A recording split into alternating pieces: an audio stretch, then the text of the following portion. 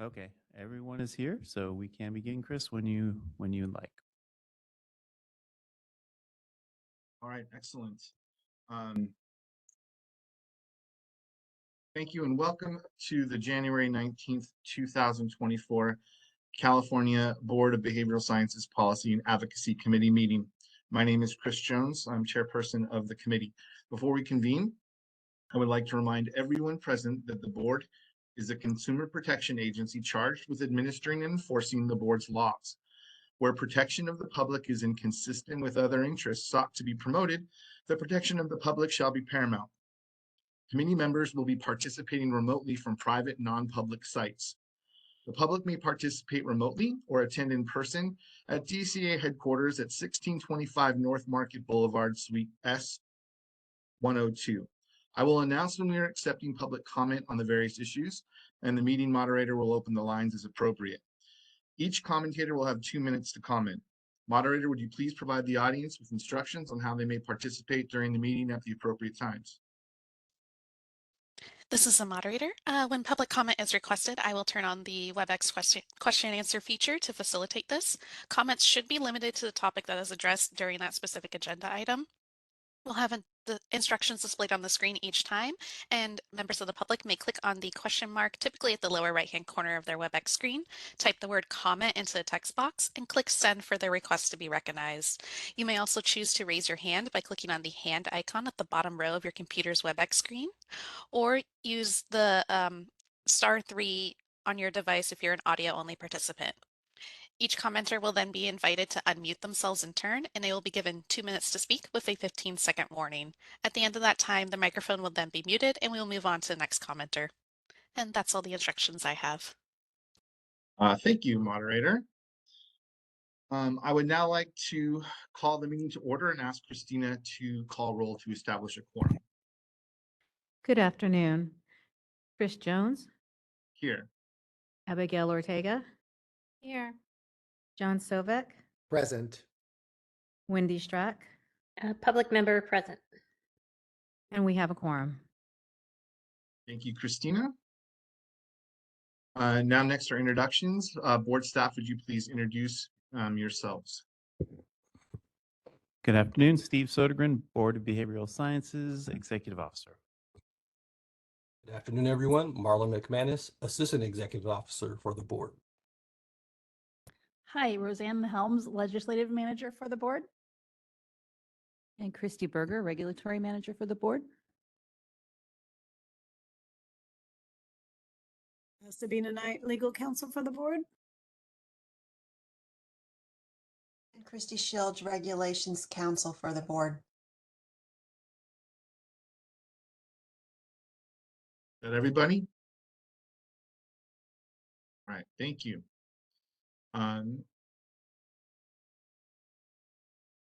Now it's time for the public to introduce themselves if they'd like. This is voluntary. Is there anyone in the audience that would like to introduce themselves? Yes, we have some. Good afternoon. Shanti Ezrin in the room, representing California Association of Marriage and Family Therapists. Good afternoon, Ben Caldwell, licensed marriage and family therapist, High Pass Education.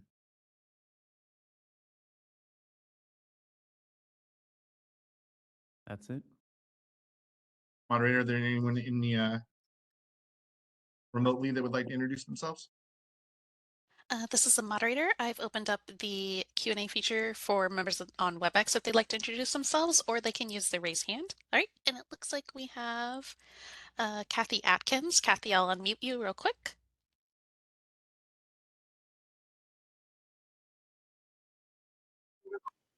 Good afternoon. This is Kathy Atkins with the California Association of Marriage and Family Therapists. Thank you.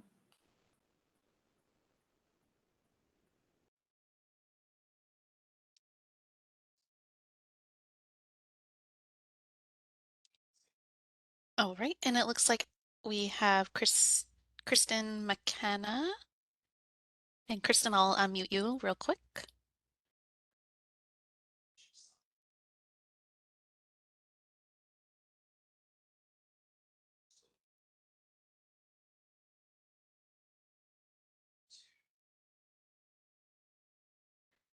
And Kristen, looks like you muted yourself. Let me click the request unmute button one more time so you can introduce yourself. Sorry about that. Can you hear me now? Yes, we can hear you now. Okay. This is Krista McKenna. I'm the interim executive director of the California Association of School Psychologists.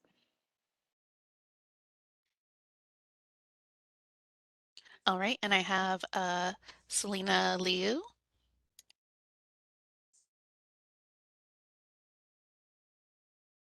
From the California Alliance of Child and Family Services.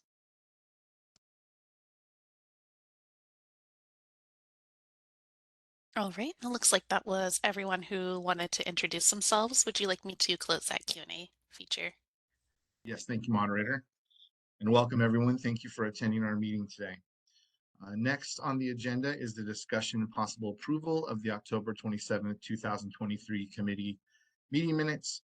Does any member wish to remove or edit any of the items from the consent calendar? Everyone's okay?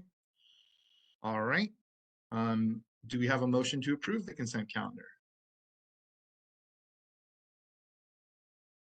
I'll make a motion to approve the October 27th, 2023 committee meeting minutes. Thank you. Do I have a second?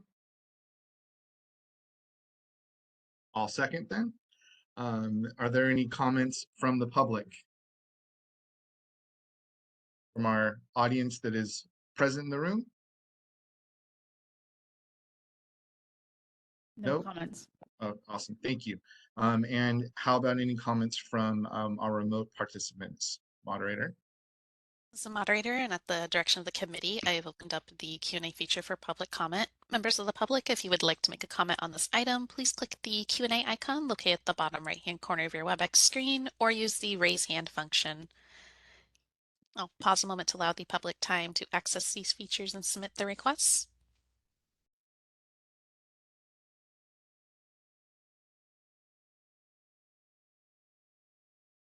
All right, and seeing none, would you like me to close that Q&A feature?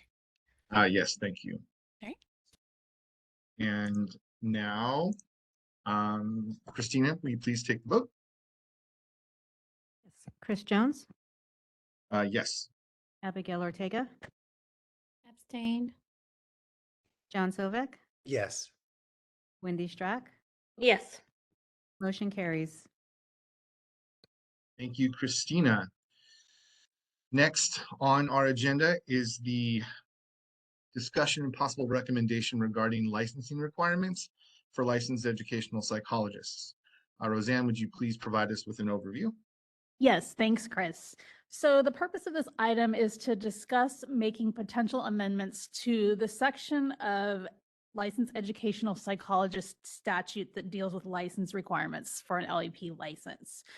This is a section of the statute that hasn't been touched in a long time, and we've had a few suggestions on things that could be clarified or possibly suggested changes. So I'm going to go through those. The changes fall into three categories. The first, and I've shown proposed amendments in attachment A, and this is just a preliminary draft, and we wanted to have a discussion today with stakeholders and the board members to get feedback on the proposal. So the first category of changes, it has to do with specifying required hours of experience. Right now, the requirements are specified in years, and so we want to have a discussion on whether or not it might be better to list those in hours. The second item for discussion is clarifying requirements for in-state versus out-of-state school psychologists to obtain a LEP licensure. The law is currently silent on that. And then the third and final item of discussion is the discussion of possibly adding an age limit to passing score on the LEP exam. So I'm going to go through all of the changes, and then we can open it up for discussion. For the first item, specifying required hours of experience in law.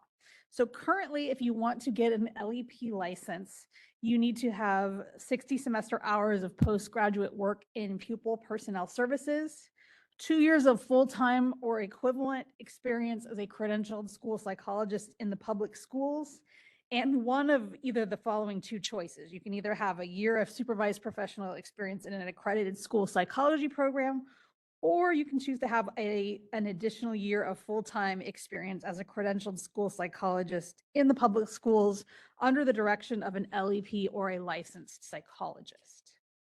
And so we've been talking about LEP licensing requirements for a while now, and we've been looking at regulation changes in some of the past meetings, but we kind of feel like maybe some of the changes might be more appropriate in statute. So one of the things that's come up is that requiring experience based on years instead of hours can potentially be confusing to both to applicants on how much they need to gain, also to our evaluators as they evaluate, because the school year is not a full calendar year. And also some applicants might not work a full-time schedule, which could potentially add further confusion to the number of hours required. Staff believes it could possibly be more concise to specify the number of required experience hours in the statute. That's what's done for the board's other 3 license types.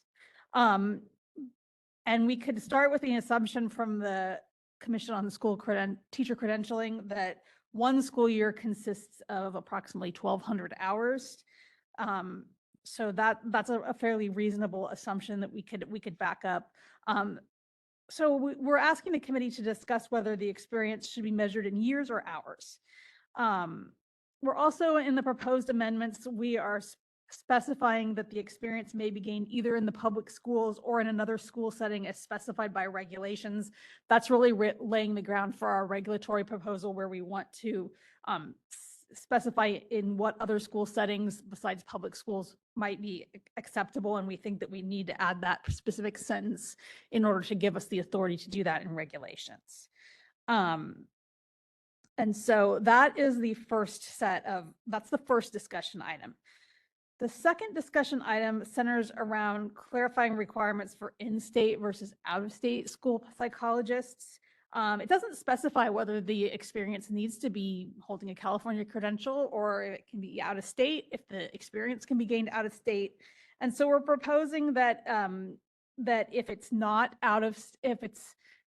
a California credential, that they gain the additional year of experience as a California credentialed school psychologist under the in California schools under the supervision of a California, either an LEP or a psychologist. So we're adding that specific requirement so that it's clear what the requirements are if somebody's from out of state.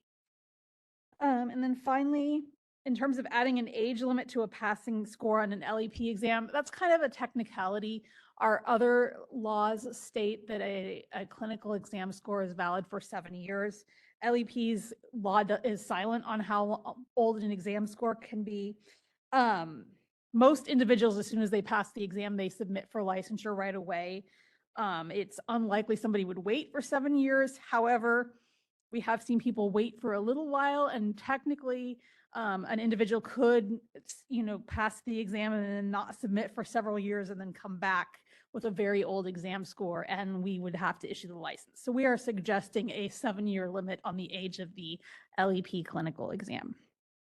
And so I would kind of like to open the floor for a discussion. I know we have a representative from CASP here. So curious to hear their thoughts as well as other stakeholders.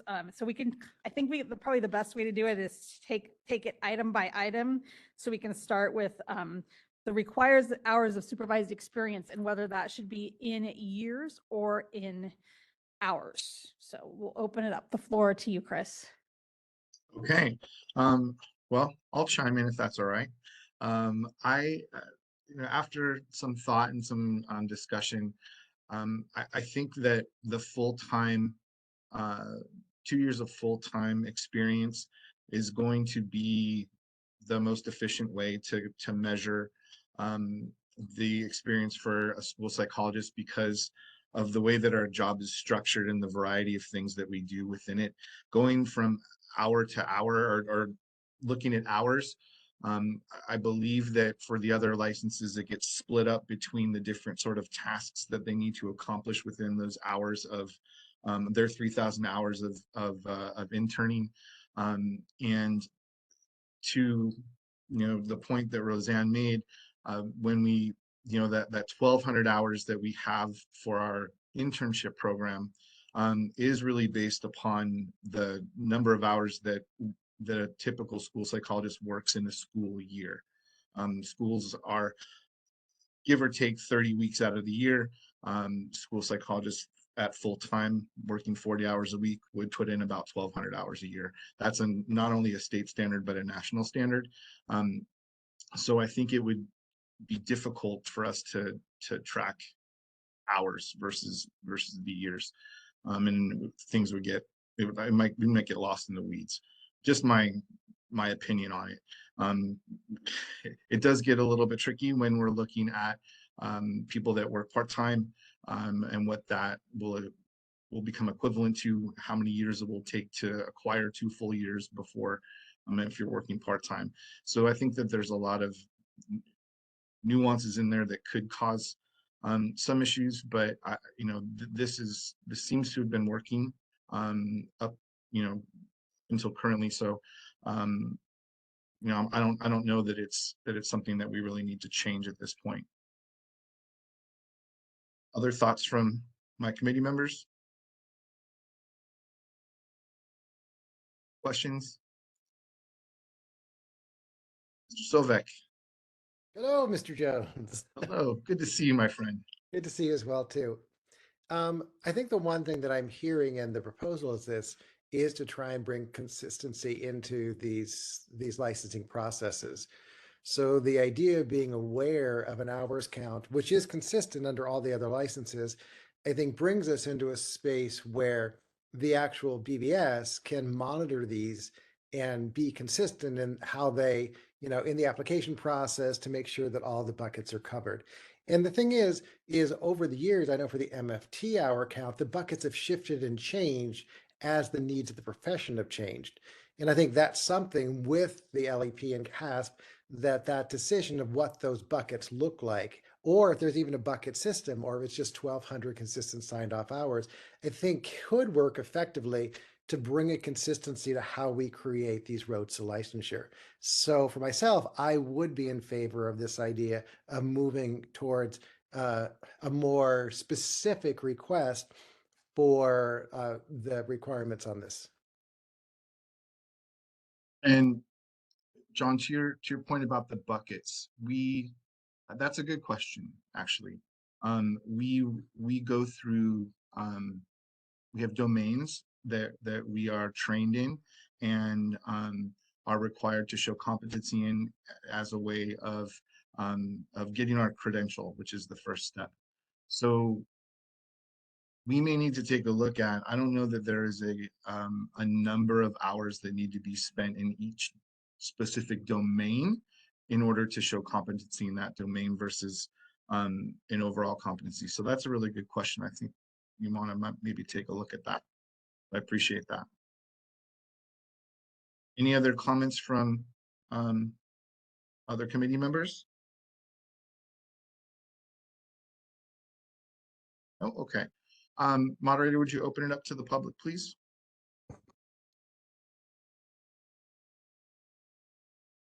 This is the moderator, and at the direction of the committee, I've opened up the Q&A feature for public comment. Members of the public, if you would like to make a comment on this item, please click the Q&A icon located at the bottom right-hand corner of your WebEx screen, or use the raise hand function. And it looks like we do have a couple requests. I'm going to go in the order that they were received. First, I have Jana Parker. And Jana, you'll be given 2 minutes to speak and a 15-second warning. Please click the unmute me button when the prompt appears on your device.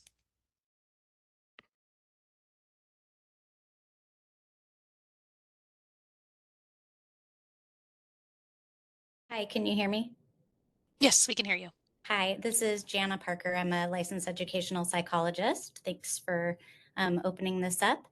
I, as a practicing LEP, and after having been in the schools and also having supervised school psychologists just getting their credential, I agree with Chris on this. I think that the hours can get really confusing for school psychologists, even when we're just tracking hours for for supervision for the credential. But you know, once you get into working in public schools, because it is a requirement that you work in public schools for 2 years, I think that's the easiest way to track, because it's just whether you're a 1 FTE, you know, whether you're full-time or if you're a part-time 0.5 FTE. And once you get those 2 years, I think that's a really clean way to be looking at it. I totally understand the hour perspective as well, and having consistency across the professions.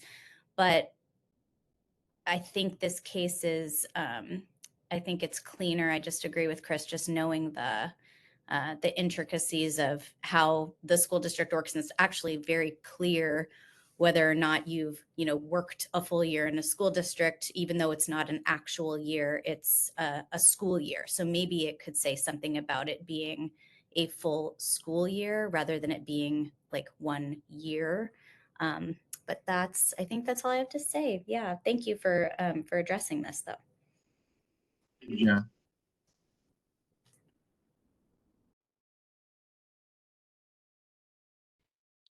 All right, this is the moderator. Next we have Kristen McKenna. And Kristen, looks like I have you logged in twice, so I'm going to pick one and hope it works.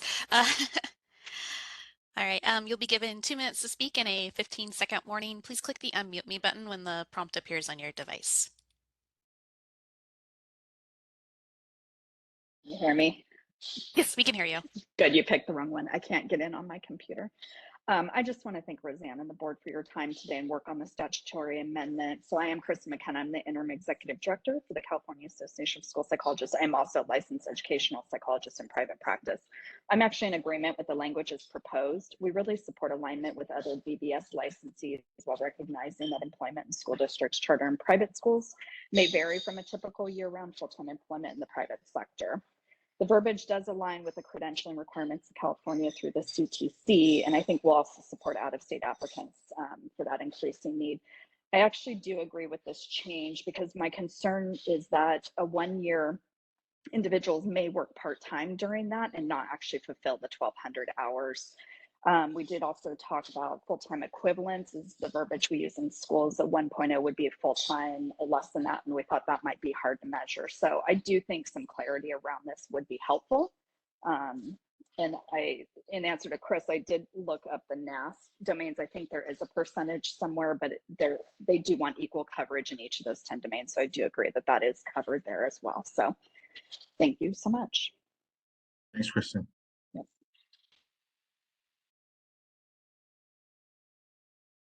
All right, this is the moderator. Appears there are no further requests for public comment. Would you like me to close that Q&A panel? Yes, thank you, moderator. Okay, so I didn't think about the domain percentage. I would like to take another look at that, and maybe have another discussion about the about how that would look for, you know, for creating enough hours, whether it be 1,200 hours, whether it be you know, full-time. I want to continue that discussion if that's okay. We may have to dig a little bit more into that. Roseanne, is that something that we can do, or do we need to make a motion for that? Yes, we can absolutely dig further into that. I don't think we need a motion at this point, but we can go on, and then the motion could be to, you know, conduct further research and then bring back to committee for further discussion at the end. Okay. I Chair would be. Jones? Yes. Hi, this is Christy Shield, Regulations Counsel for the board. Oh, hi, I see your hand now. I apologize. Thank you.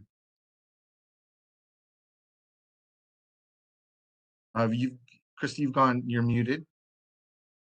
I think I pushed the wrong button. Sorry about that. Okay. So I think one of the reasons that this is coming to you because we were struggling with drafting regulations for a proposal for this issue, and we were looking at the Teacher Credentialing Commission regulations as previously mentioned, and they do use clock hours to determine whether experience qualifies in state or out of state. And so that's, I think, one of the reasons why this is coming to you. It looks like this.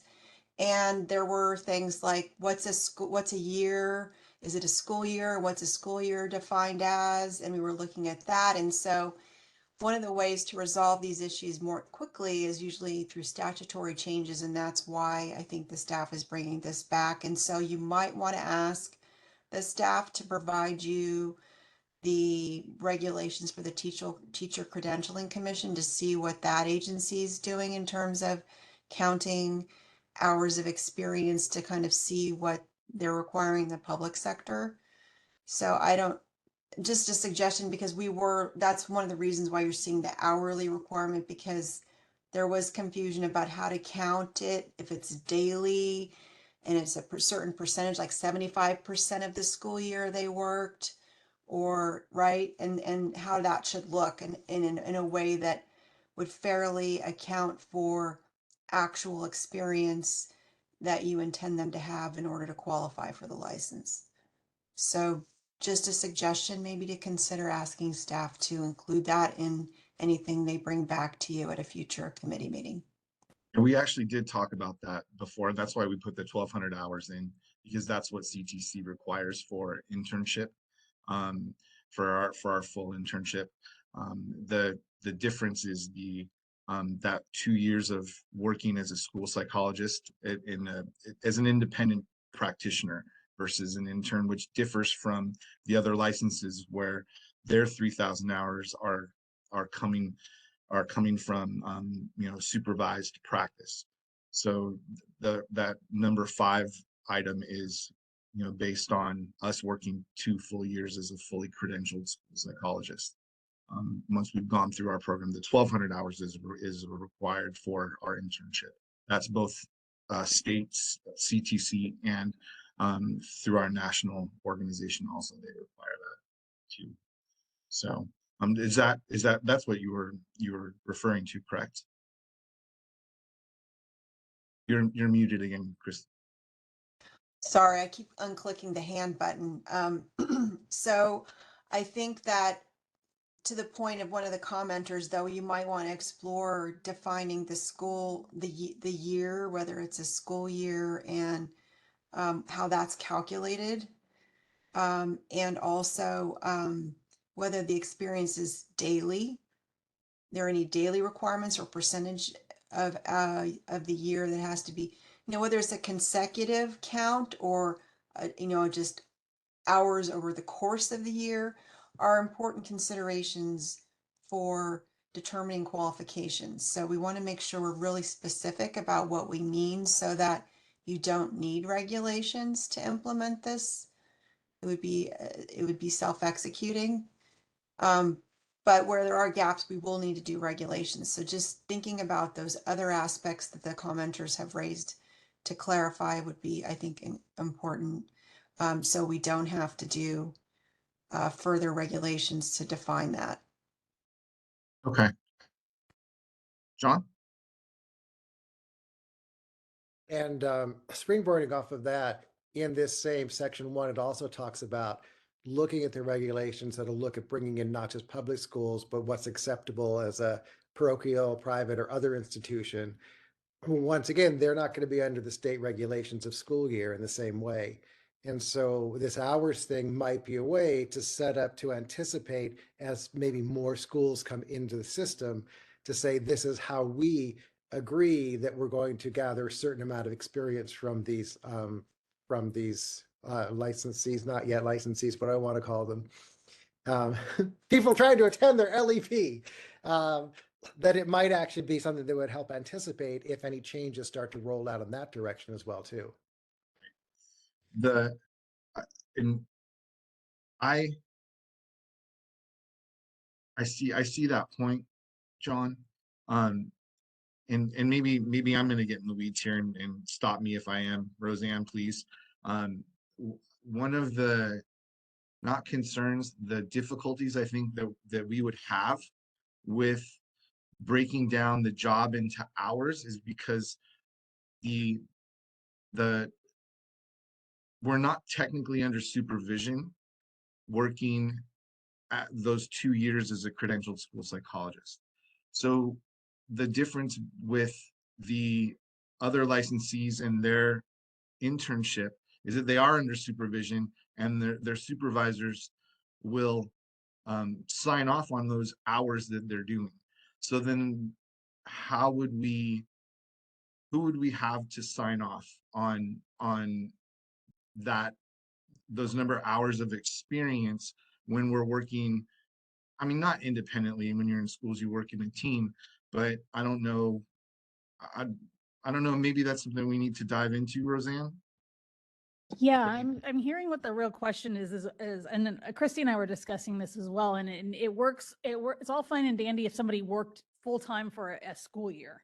If we could somehow define that, I think where we get into trouble is that what if somebody was full time and they worked a school year, but maybe they had a medical issue and took 2 months off? Then how do we account for that in the school? Is the school going to be able to attest to that, or we weren't really sure how to handle that.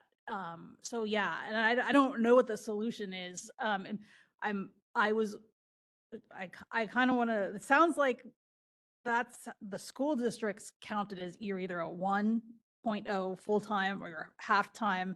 So I don't know if that would automatically change their time base or if there's something we can tie that back to. But yeah, I think we need some more discussion, because we can I think we kind of come to one side of the argument where yes, hours would be great for doing this, but then we circle back to how are we going to verify hours? So it's kind of, there's pros and cons to each, and we really need something we can sink our teeth into defining it. And Roseanne, somewhere in the discussion, this is John Sovic again, there was a comment about in teacher credentialing, they use something called clock hours. So somewhere there is an organization that is using a system based on hours.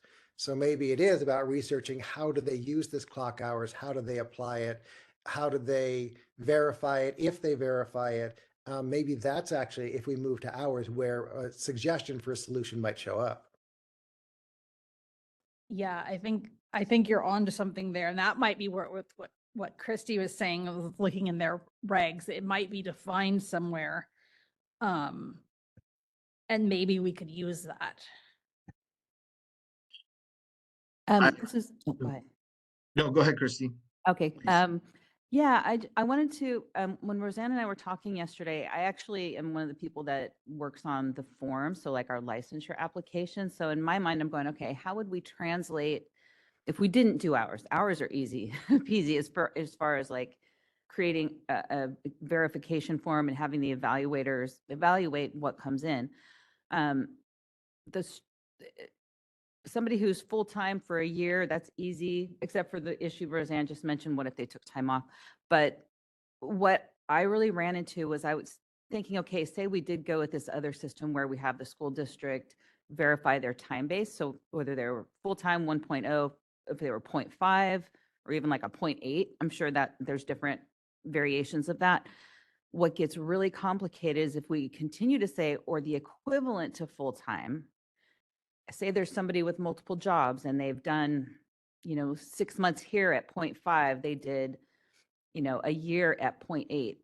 I tried to do those calculations and it makes you a little crazy. But what it also forces you to do is to have to figure out what that is equivalent to in terms of weeks or months when you're trying to equivocate it to the full-time experience. So for example, say somebody had 6 months of experience at 0.5, right?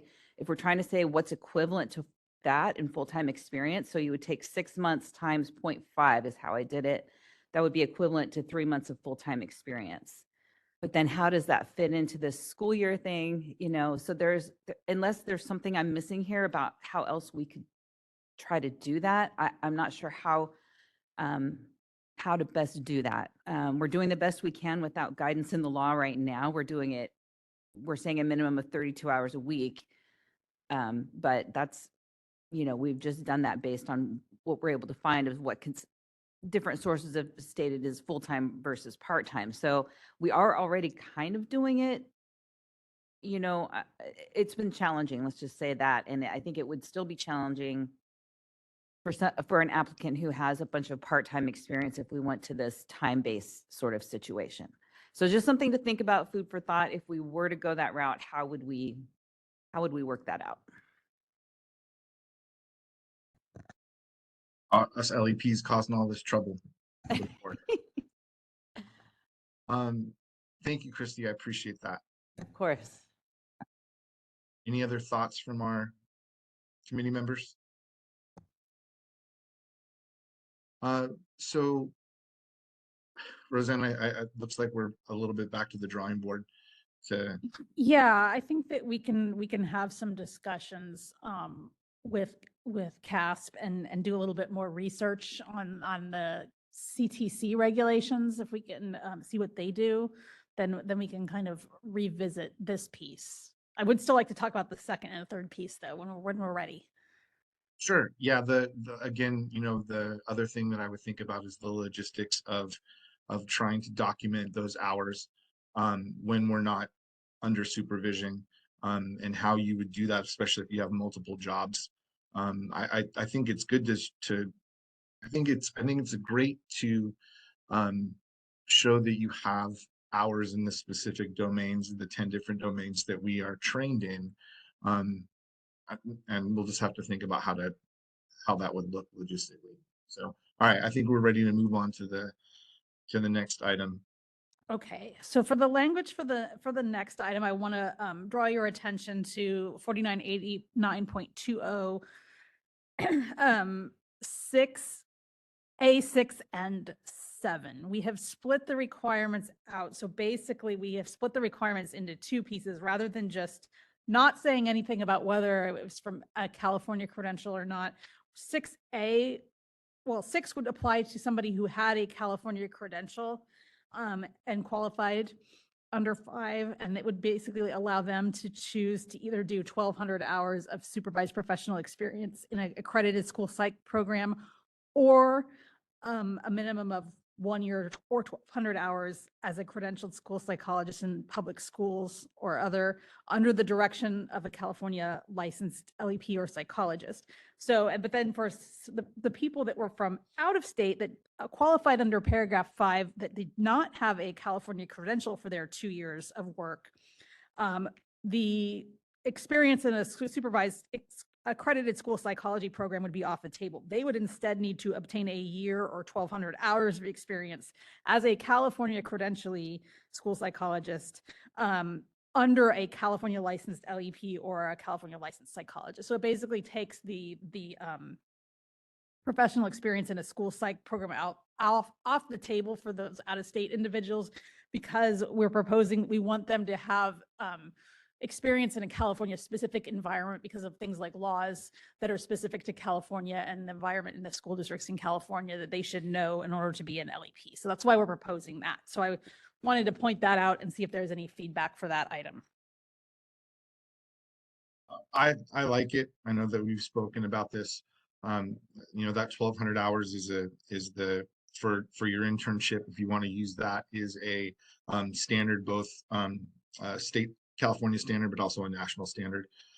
So I'm fine with that. And I also agree that if we're having somebody come from out of state wanting to work in California, that they should do a year working under the direction of, you know, in a California school under the direction of an LEP or a licensed psychologist, because the difference with the LEPs and the other licenses is that we have to live in both worlds of DSM and ed code.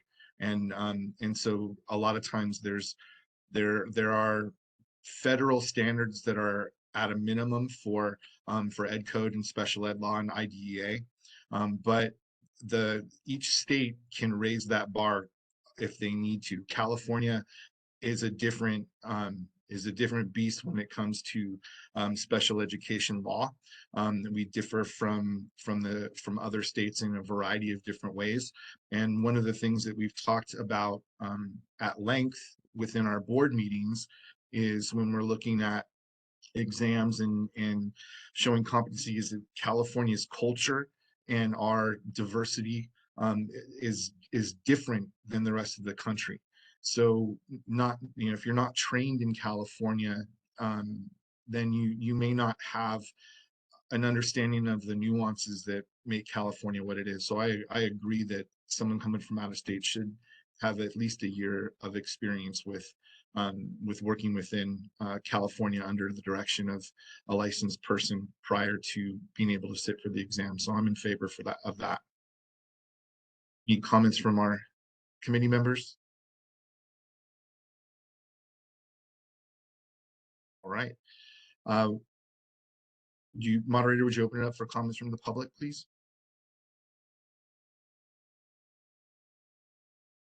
This is the moderator, and at the direction of the committee, I've opened up the Q&A feature for public comment. Members of the public, if you would like to make a comment on this item, please click the Q&A icon located at the bottom right-hand corner of your WebEx screen or use the raise hand function. And I'll pause a moment to allow the public time to access these features and submit their requests. Oh, and it looks like we have a request from Kristen McKenna. And Kristen, you will be given 2 minutes to speak and a 15-second warning. Please click the unmute me button when the prompt appears on your device. Thank you. I do agree with Chris and the BBS on this. I think it is important. My only concern is defining who that supervisor may be, because we do have a shortage of supervisors and LEPs in the state. So once credentialed, I think we just need to clarify the language of who that supervisor could be. So say it's a one psychologist school district, they may not have another credentialed school psychologist or LEP within that district. So that may get a little confusing. So maybe it's a supervisor signing off on the hours through human resources or the director of special education. Again, back to the question of, was it a full-time equivalent, making sure those hours were implemented. But other than that, we do agree with this. Thank you, Kristen. Right, this is the moderator. Next we have individual Jana Parker. And Jana, you'll be given 2 minutes to speak and a 15-second warning. Please click the unmute me button when the prompt appears on your device.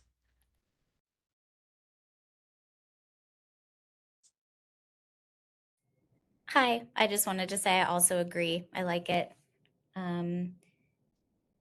It also just made me think about, I guess I'm just unfamiliar with, because it says licensed psychologists, and I was just also thinking about how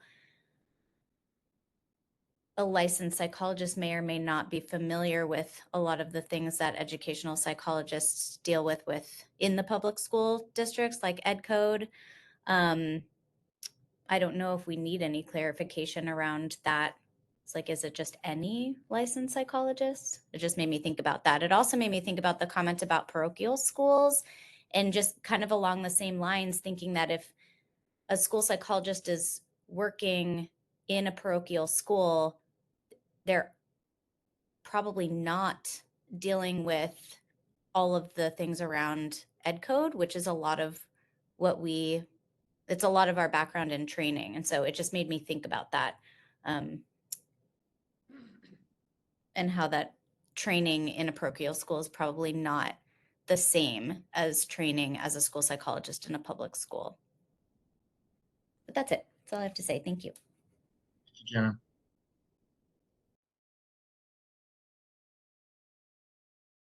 Right, this is the moderator. Appears that was our last request for public comment. Would you like me to close that Q&A panel? Yes, thank you, moderator. All right, and Roseanne, are any further comments from the board before we move on to the next item?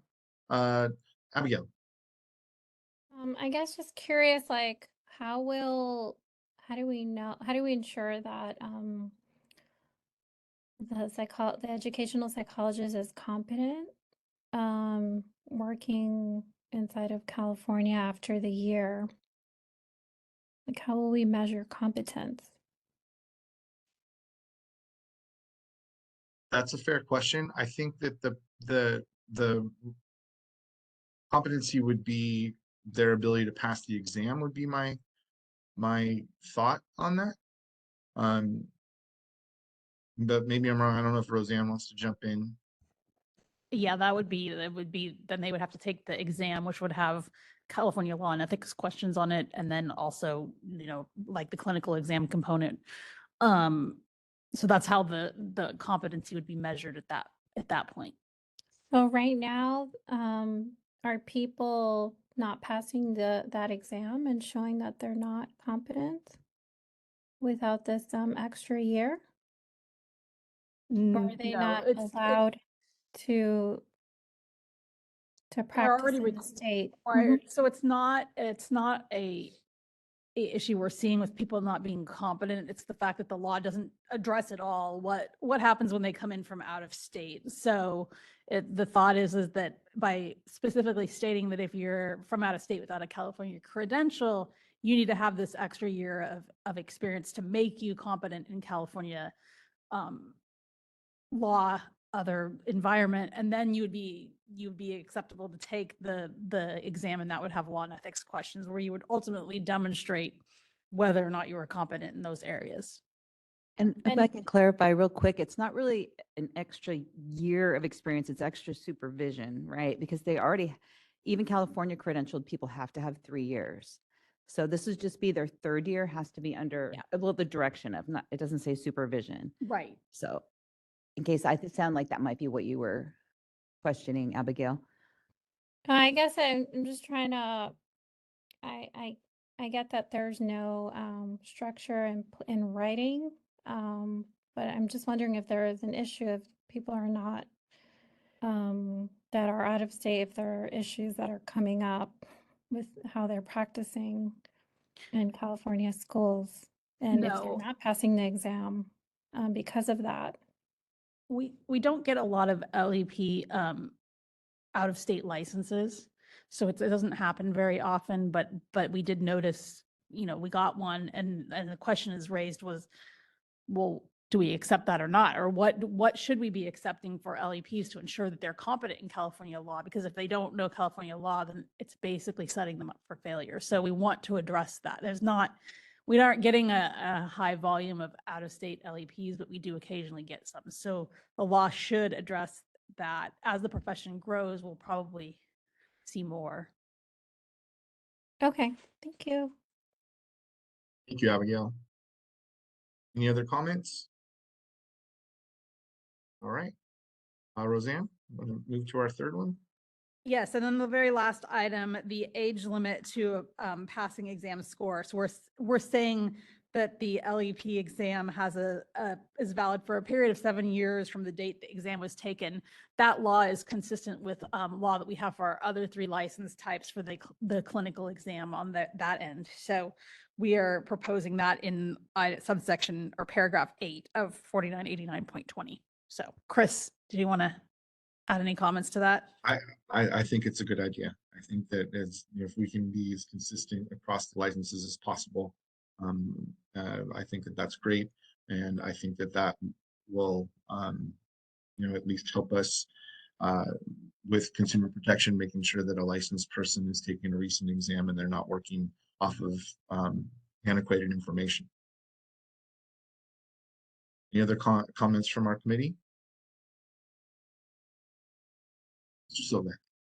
I just want to lighten the mood for a moment. When I first read through the file, I thought it's like, what, you have to be a certain age to be an LEP? What's that about? Just wanted to lighten the mood. Yeah, it is. That is in there. I don't know the history of that. That's been in there for a long, long time. I'm assuming that, yeah. I guess if there's any child prodigies out there, they need to wait until they're over the age of the people that they're going to be helping. Hughie Hauser could not be an LEP. Mr. Silva. All right. Do we have any comments from the public, moderator? This is the moderator, and at the direction of the committee, I've opened up the Q&A feature for public comment. Members of the public, if you would like to make a comment on this item, please click the Q&A icon located at the bottom right-hand corner of your WebEx screen, or use the raise hand function. And audio-only participants may raise their hand by pressing *3 on their device. And it looks like we have a request from Jennifer Strong. And Jennifer, you'll be given 2 minutes to speak with a 15-second warning. Please click the Unmute Me button when the prompt appears on your device.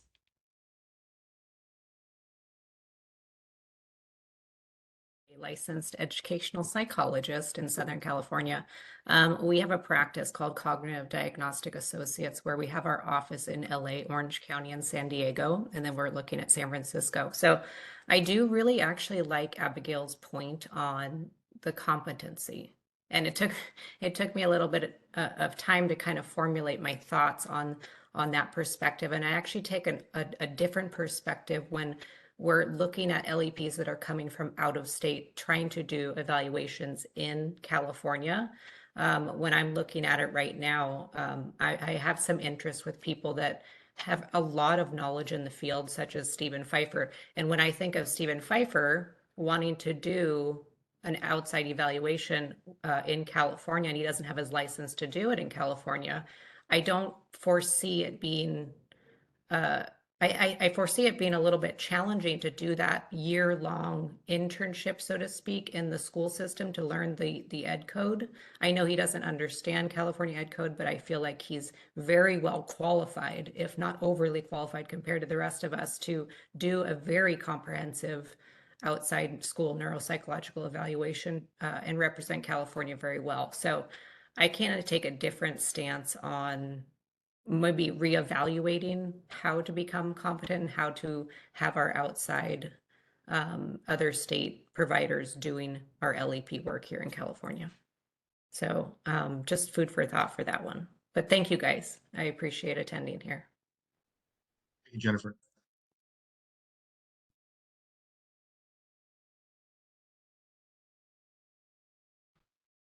All right, this is the moderator. Next, I have Kristen McKenna. And Kristen, you'll be given 2 minutes to speak with a 15-second warning. Please click the unmute me button when the prompt appears on your device. Thank you. Jennifer, that's actually a really good point. I hadn't considered. In thinking about that, though, the scope of work for a good majority of LEPs in California is through independent evaluations and also private work or contracted work with school districts. So I do think it is essential they understand California law, and it is very unique. And I've run into many situations through my job here and also as a special education administrator where not knowing that law can really run families astray. So from a client perspective, I would want to ensure that that experience is there, and maybe it's a probationary, but I think I am going to take the stand that I do want them to have some sort of supervision in California. It's just so unique, but I appreciate that perspective. Thank you. Thank you, Kristen.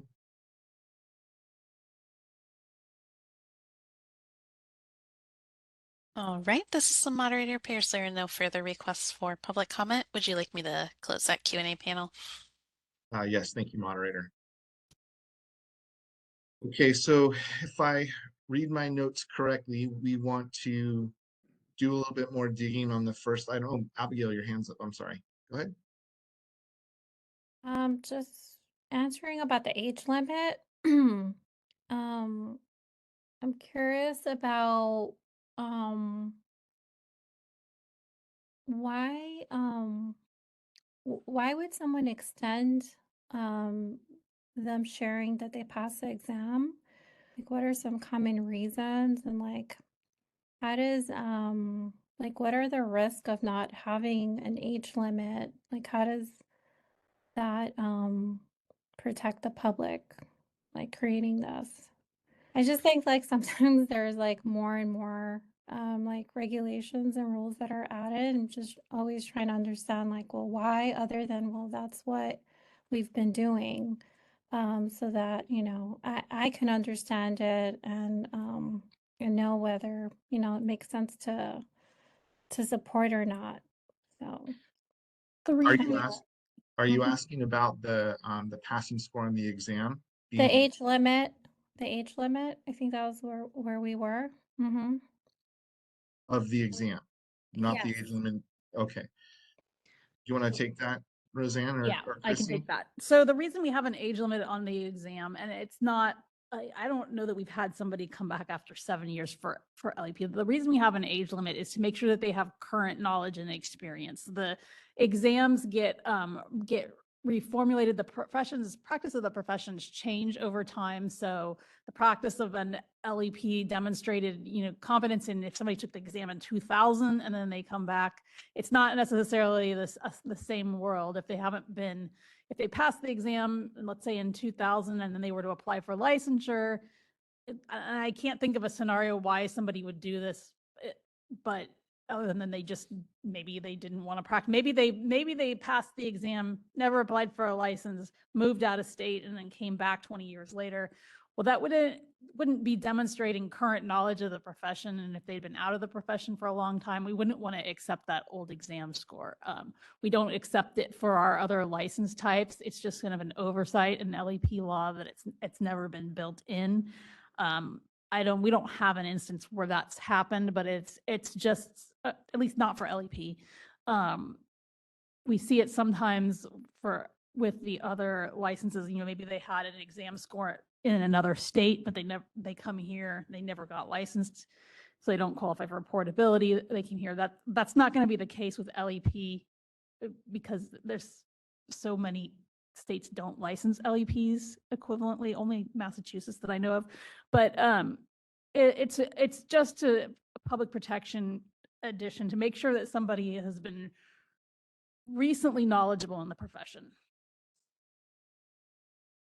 Got it. Thanks. All right, thank you. So Roseanne, if I'm reading my notes correctly, like I said, we want to kind of circle back on the first point and do a little bit more research. Yes, on items 1 and 2. So that is the hours versus years for the experience. And then also on the, well, I don't think the in-state versus out-of-state, I think that I'm hearing agreement, other than the concern raised about the supervisor, if there would be enough. So we can continue to have discussions on those 2 items, and then we'll bring it, direct staff to bring it back to P&A for further discussion after those internal discussions. Okay, and so do we need to make a motion or a move on the third one, or? No, I think that's good to go. Good to go. That'll be part of the proposal. We'll leave that as part of the proposal that we bring back. Okay, perfect. So then we're able to move on to the next agenda item. Yes. Yes. All right. Thank you so much. I appreciate the robust discussion about our little LEPs. It's great. All right. So next on our agenda is the discussion and possible recommendations regarding the board's retired license requirements. Roseanne, would you give us an overview, please? Yes. So the board established its retired license status in 2011. The retired license status was created because previously a licensee who wished to stop working and retire only had 2 options. They could place their license in an inactive status, and then an inactive status requires you to pay half of the renewal fee every 2 years. Or they could allow their license to become delinquent, and then it would automatically be canceled after 3 years. And that was kind of an undesirable option because people had these long careers where they had been practicing a long time, and then to have their license on the website go into delinquent or canceled status kind of was not really the way that they wanted to memorialize their license. It kind of looks a little bit questionable if the license says delinquent or canceled. And so we implemented the retired license, and the retired license licensee under our statute, they can't engage in any activity that requires a license. The license, in order to retire it, must be current and active or inactive. It can't be delinquent or anything like that. It has to be either current and active, renewable, or it has to be registered as inactive. The license can't be suspended, revoked, subject to any disciplinary action. And then, so what the licensee does is they submit a retired license application to the board and pay a one-time fee of $40. And then their license is retired and no longer needs to be renewed. They don't have to pay renewal fees anymore, or they don't have to do CE. They're not allowed to practice. They have that retired status listed on the website. And so basically they're done practicing. We do occasionally get people who retire their license. They want to reactivate it. We highly discourage you to retire a license. If you think you might want to reactivate it, it can only be reactivated for up to 3 years.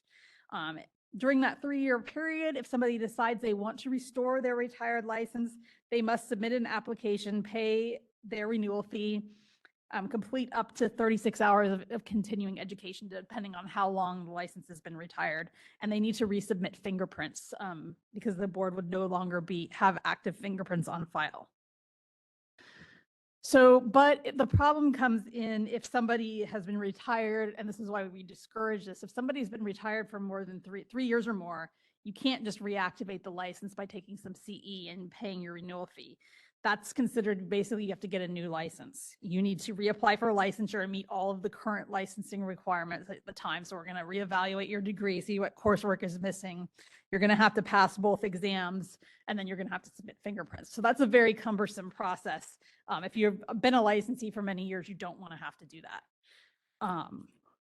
So the board currently has almost 3,000 retired licenses. And I've included in a chart, there's a handful of people every year since 2014 have asked to restore their retired license.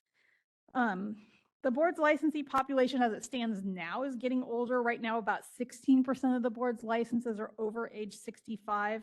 10 years from now, assuming everything holds constant, like this is not assuming that new licensees are coming in, but just with this population going forward, 10 years from now, about 30% of the licensees would be, if nobody new came in, over 65. So the population is aging a little bit, and we do have a mental health provider shortage.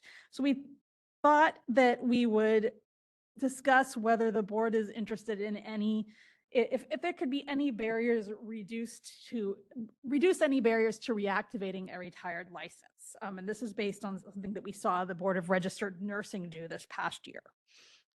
Some possibilities of things that could be done, requiring one's license to be current and active or inactive to retire. Instead of, right now you have to have a current and active license or an inactive license, which means you've put it in that status. There's some people that just sort of stop, they let it go delinquent.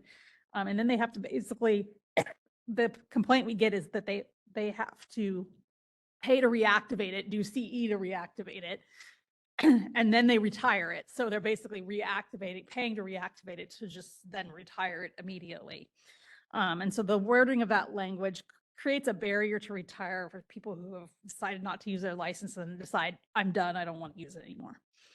Another possible barrier that we could consider is extending the amount of time that a retired license can be restored without doing a whole new reapply for licensure from 3 years to a longer time period, such as 6 or 8 years.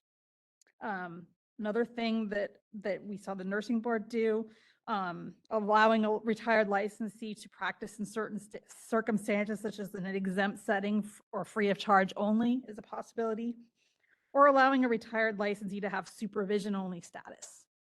However, one thing to keep in mind when considering these is that we have the active and the inactive status for a reason. So we don't want to have unintended consequences, such as creating an incentive to retire a license possibly multiple times and then unretire it when that person actually has no incentive of intention of retiring. We want them to either go inactive or active if they're going to be using the license in the future. Want to draw attention to a bill that just passed this past year for the Board of Registered Nursing. That bill had some features for their retired license. It sort of revamped their retired license. And instead of requiring the license to be current and active or inactive, that language just states that the nurse must have an unrestricted license on the date of the retired license application. So an unrestricted license doesn't say that it has to be active or inactive. It just has to be unrestricted. In other words, not subject to discipline.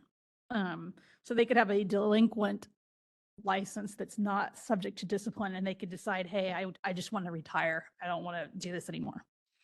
The nursing model allows somebody to provide free nursing service in a public health program created by federal, state, or local law. I would caution that that route can get a little sticky for our licensees due to the number of the different types of settings that are out there. So I think if we were to do that, we would want to be very thoughtful in how we did that for public protection purposes. Nursing model exempts retired licensees from CE requirements, as are our retired licensees. The nursing model actually charges a fee for the retired license like we do for our inactive license. It's 1/2 of the renewal fee every 2 years. So that's a little different than with this. They're still paying a fee ongoing. There's more of a cost to it. And then the nursing board also has a clause that says a retired license may only be reinstated to an active status one time only. So that's kind of going back to what I was saying is the need to avoid potential unintended consequences of somebody retiring a license multiple times. So there's that consideration. In order to do a one-time reinstatement of a retired license to active status, the nursing model requires the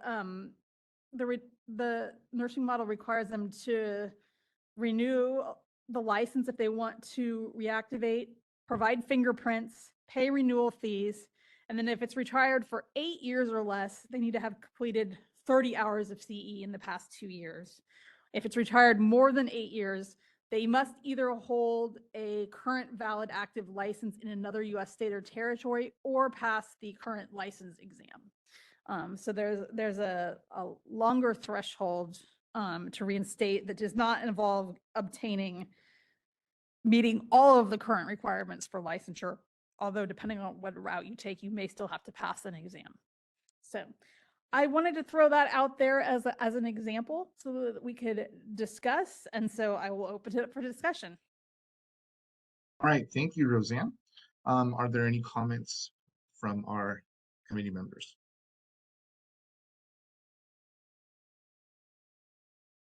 Abigail? I'm just wondering, Roseanne, do we know like any insights that the nurses have learned from their new retired license program? No, it's too early. So it basically just went into effect on January 1st. So it will be a while before they have any kind of data, probably a couple years before we have good feedback on that. Okay. Any other comments? Just, Wendy? yeah,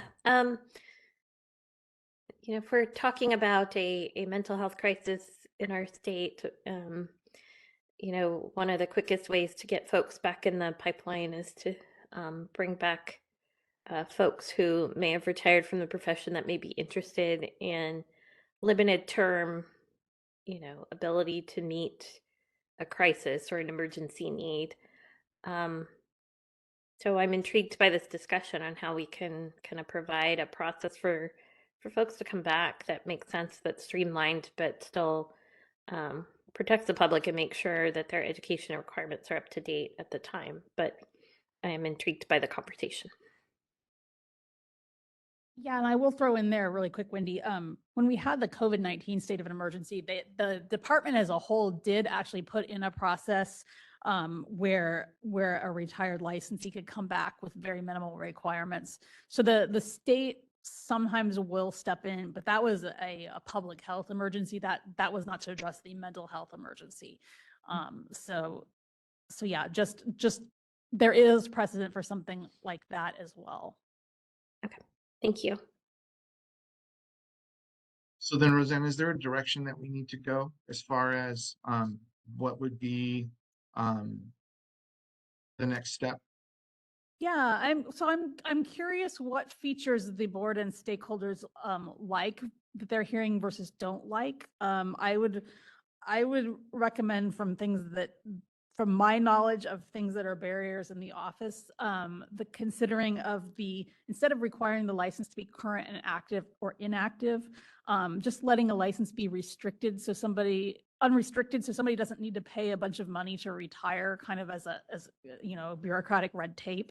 I think that's fair to discuss. I think that, it's worth considering, maybe making the requirements potentially, maybe increasing the number of years if there's a desire that you can reactivate it, but maybe only allowing it to be reactivated one time so that it's not abused. Those are the two features that I feel like it gets sticky when you get into like certain statuses where you can work in this setting with no license. I don't think that's, and especially with insurance reimbursement and a lot of exempt settings require, I don't see a lot of benefit for us there. But I do see some benefit to maybe making it a little easier to change your mind if you do want to come back after a reasonable number of years. What that is, I mean, I'm kind of just looking at the licensees and the stakeholders to see what the feeling is on that and what the concerns are. So I think, so you're kind of suggesting, I think the model that I like is what the nursing board did, except for the bullet number 2, really not looking at the exemptions or looking at the site locations. I think that's great. Yeah, some to that, I wouldn't do exactly what the nursing board did. I wouldn't put it in a biennial fee for it. That's basically our inactive license. I don't see that is, but I see the feature of the unrestricted license being worthwhile, and the reactivation piece about, I don't know if we're interested in 8 years or something different, but those are intriguing to serve as an incentive to make the process a little less arduous. Yeah. Okay. Any thoughts or recommendations from the committee? Have we had public comment yet? No, I'm going to go there next. Okay. Abigail? Oh, yeah. Your hand was yeah, up, sorry. I concur with the, I like the extending the amount of years. Yeah, I hear a lot of benefits to that, and I think more people will be likely to come back. The easier we make it, and if someone can kind of pass a test and withhold the test results for, I think it was like 7 years, right? And then come back and practice, then why can't a retiree do that as well? So, yeah, that's what I'm leaning towards. Thank you. Thank you, Abigail. All right, can we open up the for public comment, moderator? Or should we look at the people in the room? Yeah, we have some in-house. Okay, let's start there, and then we'll go to our remote participants. Go ahead, Ben. Ben Caldwell, MFT. Roseanne, thank you for your discussion here and looking into this. This is, it's an interesting idea, and certainly anything we can do to help people come back into practice to meet the moment of need. It's a good movement. I don't have a lot of thoughts in terms of, what parts are good versus bad. I just sense that there are a lot of things here that need to be fleshed out. Like, what would it actually look like in a clinical mental health kind of context? I do think that we want to address the possible misuse or the possible like bad case scenarios. And so to that end, that feature of the nursing model where if somebody hasn't been retired for very long, they need to take some CE. If they have been retired for very long, they need to show that they have been licensed someplace else. That way we're avoiding somebody, being retired for 20 years, really not being current on what's happening in the field, and then coming back into practice. Beyond that, I think there are some other questions here, not in the sense of it needs to be a certain way, but just it would need to be fleshed out a little more to see what it looks like. I do have a question on page 2 about that footnote from the chart, because I didn't understand that. What was the uptick in 2022? That was kind of an anomaly. We had a lot that year. I think that that was when a lot of people they had been retired for a certain number of years and they wanted to reactivate. And we realized that the law said that they have to have a current and active or an inactive license. We said we were going to do that. And so we had people kind of rushing back to unretire their retired license. Steve, did I get that right? Yeah, so it was more of a technical thing with the system that we. Oh, okay. The part that had me lost there was went from retired to active to avoid taking an exam. Was that just about the age of how long The they've been age and the retired? number Yeah. of years, yes. Oh, And then the okay. fact that they were going to have to, Retake. they wanted to basically reactivate it before they had to Retake. do more Yeah. and pay Got it. more to get their license back. Okay, thank you. I thank you, Ben. I did want to, I'm not sure if I should point this out or not, but I do, while we're thinking about this, one thing to consider is people who do go inactive as opposed to retired. It is a little different, but they can come back anytime and just have to do minimal, I mean, the normal 36 hours, or depending where they fall in their renewal cycle, it might be 18. Right. They do pay a renewal fee each cycle, even when they are inactive. So that's one difference. Their fingerprints would still be on file with us is another difference, but there's no time limit. So that is something to maybe bring into this a little Yeah. bit. And inactive is meant for somebody that's maybe they're taking a break from working. Maybe they have a health concern, or they're on military duty and they don't want to be practicing, or they're moving out of state for a couple of years. And so they go inactive. They're still in our system. We're still getting paying to have what is it? The fingerprint kickback. Yeah, we still have the fingerprints on file. So. And so they basically can stay inactive as long as they'd like, but they do have to complete CE to come back. Mhm. Retired is really meant to sort of memorialize, I'm done with my career, but we do get people that, maybe wanted to come back during COVID. And then actually during COVID, there was a pathway, but more, hey, I got this opportunity to help out my community, but I retired my license. What do I do? And that's why we would allow it only. We really want people to go the inactive route and keep them in our system. But if they do retire, it's after that 3 years, it's pretty unforgiving. Yes. I do also want to mention that we do point people, we do clearly say on the application for about the 3-year limit, and we do kind of coach them that inactive status is an alternative. So we do make them aware of that as well. Thank you. Any other comments from our in-person? I think that's it. Excellent. Moderator, would you open the lines for our remote participants, please? All right, this is the moderator, and at the direction of the committee, I've opened up the Q&A feature for public comment. Members of the public, if you would like to make a comment on this item, please click the Q&A icon located at the bottom right-hand corner of your WebEx screen, or use the raise hand function. And audio-only participants may raise their hand by pressing *3 on their device. And it looks like we have a request from Kathy Atkins. Kathy, you'll be given 2 minutes to speak and a 15-second warning. Please click the unmute me button when the prompt appears on your device.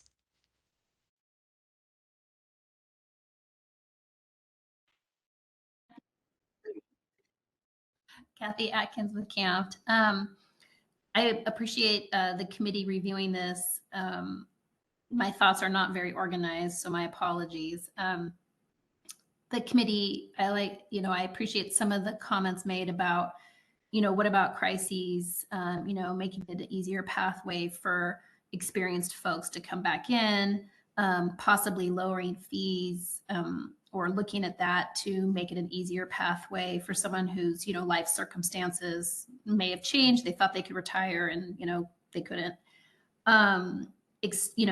Extending the year, 3 years, if I'm hearing this correctly, it does seem short. So I appreciate that. I think there was going to be a letter coming from CAMPT on this, because I think we need time to sort of chew on our thoughts and ideas. I think some concerns that came to head was, while this doesn't seem to be impacting a lot of people, given the numbers, that might change if the restrictions are liberalized. And I guess there's a little bit of concern of someone being gone, sort of as Ben mentioned, and there not being a CE for decades. That's concerning. Working under supervision, I wasn't sure if that meant clinical. I mean, I have a supervisor, and most of us have a supervisor, so I wasn't sure if that meant clinical supervision, general supervision. I thought I heard someone say not just exempt, but all areas. I think there would be a concern about private practice potentially, and if someone's out there without. I think the nursing model is an interesting 15 seconds. setup, but with a little bit of mushiness that needs to be addressed. But like I said, we can send in a letter with our thoughts and concerns. So thank you for having this discussion. Thank you, Kathy.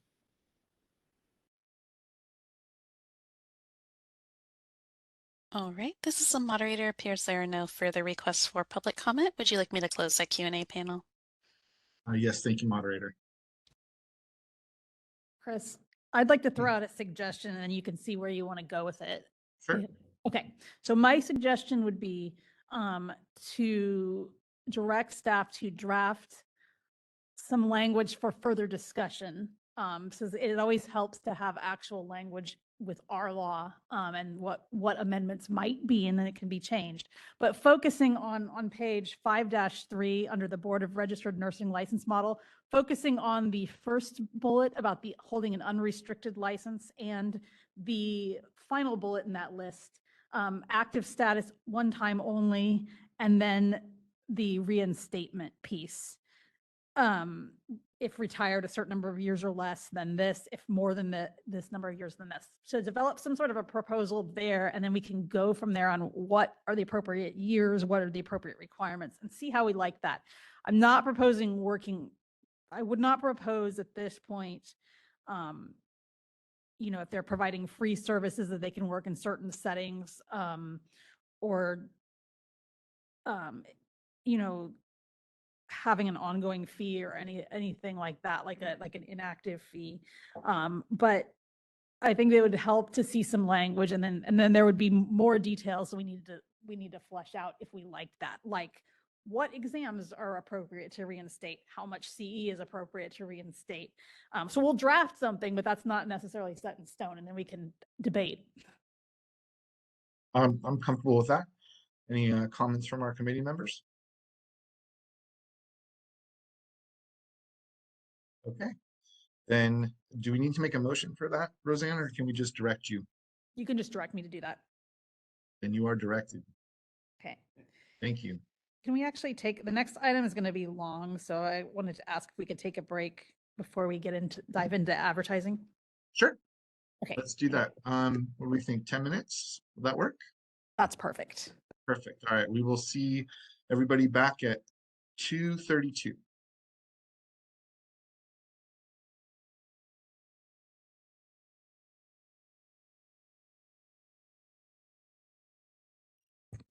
All right, so next on our agenda is the discussion and possible recommendation regarding advertising and other disclosure requirements in statutes and regulations. Roseanne, the floor is yours. Thank you. Yeah, so this is a big discussion item, and there's lots of different little pieces that come into play, and it spans across both statute and regulations, and it touches our law regarding advertising, but also tied into it is what a therapist or an associate is required to disclose to their client upon beginning services. So I think the best way to handle this, I've split this into 4 different discussion pieces that are all related but different.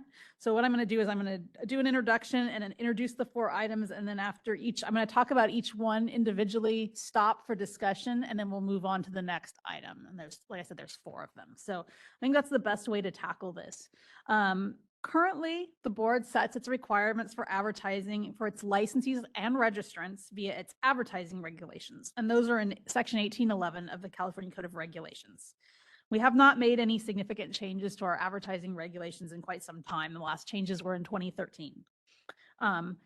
Additionally, we have the board's advertising regulations, but all healing arts boards under the Department of Consumer Affairs are subject to Business and Professions Code 651, and that section prohibits false and misleading advertising, and it contains a definition of public communication that's common to all healing arts boards, and contains the definition of a false or fraudulent, misleading, deceptive statement or claim. So we have both our own advertising regulations and then a broader umbrella that we fall under about false advertising or misleading advertising, and it defines what mediums that can be under. In addition, we also have a statute for each license type that specifically defines what advertising means. And so there's a lot of moving parts here. And then finally, for MFTs only, Business and Professions Code section 4980.44 and 4980.48 contain extra client disclosure requirements prior to initiating services and advertising requirements that are specific only to MFT associates and trainees, but not other license types, associates and trainees. And so all of this together, I think that we want to kind of take another look, make sure that we're being, our advertising regulations are as up to date as possible. And also that we're as consistent as possible across license types and status types, such as associate, trainees, etc. We had a discussion at the October 2023 Policy and Advocacy Committee meeting. We presented research pertaining to advertising laws in other states and at other DCA boards. And so we discussed possible areas of change, and that led us to the four different topic areas that we're going to discuss today. The first is advertising regulations. And then the next one is statute for associates and what that requires of MFT associates in terms of advertising and disclosure for them only, for MFT associates only.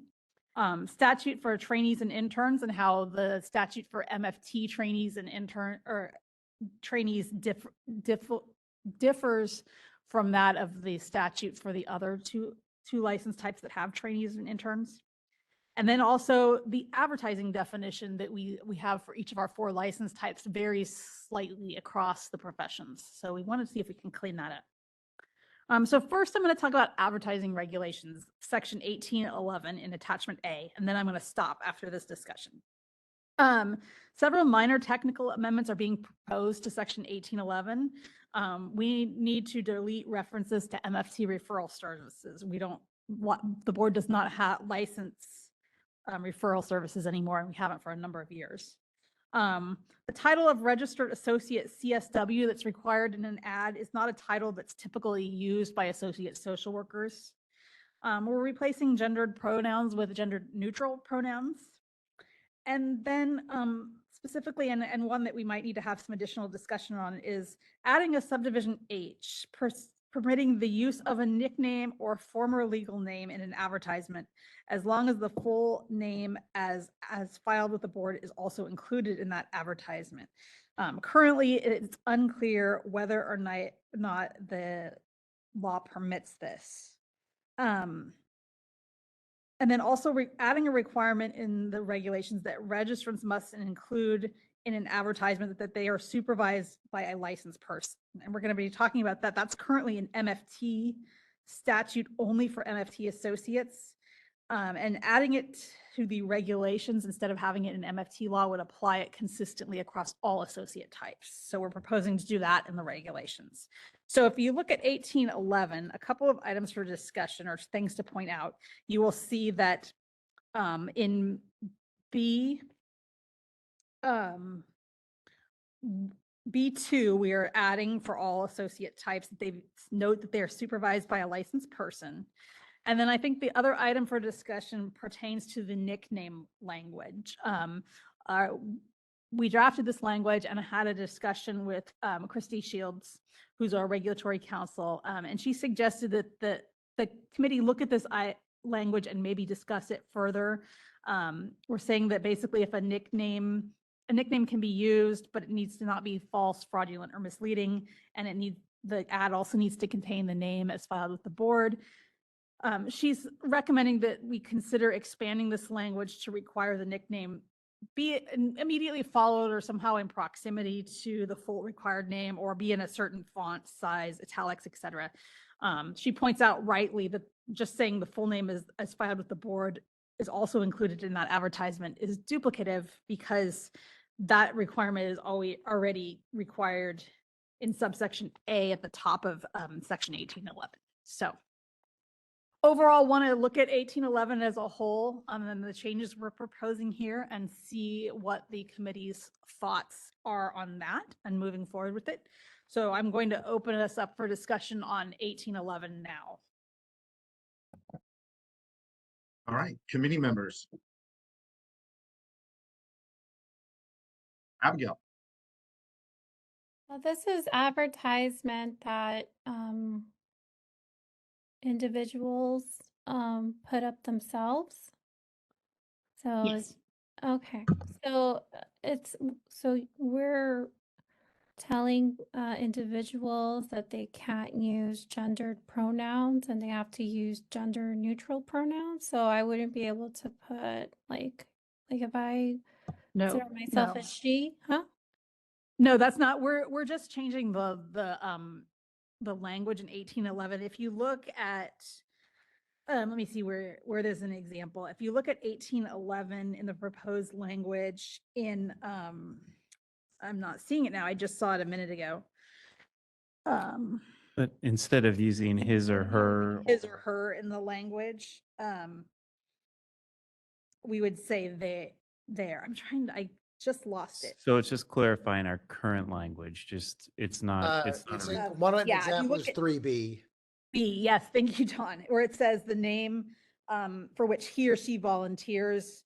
It would be the name for in which B1, you would see it. Now it says the name for which they volunteer. We started about 5 or 6 years ago as we amend sections in regulation and ledge council, as we send bill proposals that touch certain sections, changing all gendered language to gender neutral language, sort of as a matter of policy. So we try to do that every time we are amending a section where we see that. Oh, okay. You're not telling people that are advertising that they have to use it. Okay, I wasn't sure when I saw that. Okay, got it. Thank you. All right. Any other comments from our committee members? No. Let's take comments from the public. Steve, is there comments from people in our audience? any? Not yet. Not this one. No? Okay. How about from our remote participants? Moderator, would you open the lines? This is the moderator, and at the direction of the committee, I've opened up the Q&A feature for public comment. Members of the public, if you would like to make a comment on this item, please click the Q&A icon located at the bottom right-hand corner of your WebEx screen, or use the raise hand function. And audio-only participants may raise their hand by pressing *3 on their device. I'll pause a moment to allow the public time to access these features and submit their requests.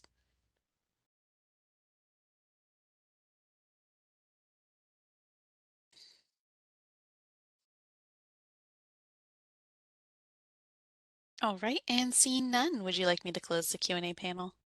Yes, thanks, moderator.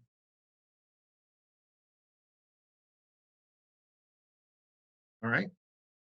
Roseanne, are we good to move on to the next? I'd like to ask Christy Shields to weigh in a little bit more on the discussion regarding subsection G1, because she is recommending an expansion of that language to possibly state something about the nickname needs to be in proximity to the full name. So I think we need to develop some sort of amendment there. So Christy, would you like to weigh in further on that?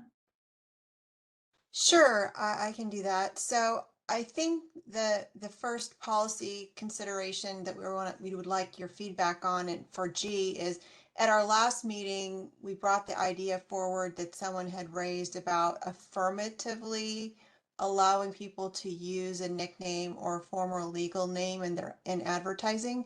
So, you know, most of the boards and bureaus don't have anything in this regard in their regulations, because 651 of the BNP code prohibits people from using false or deceptive or misleading language in any advertising.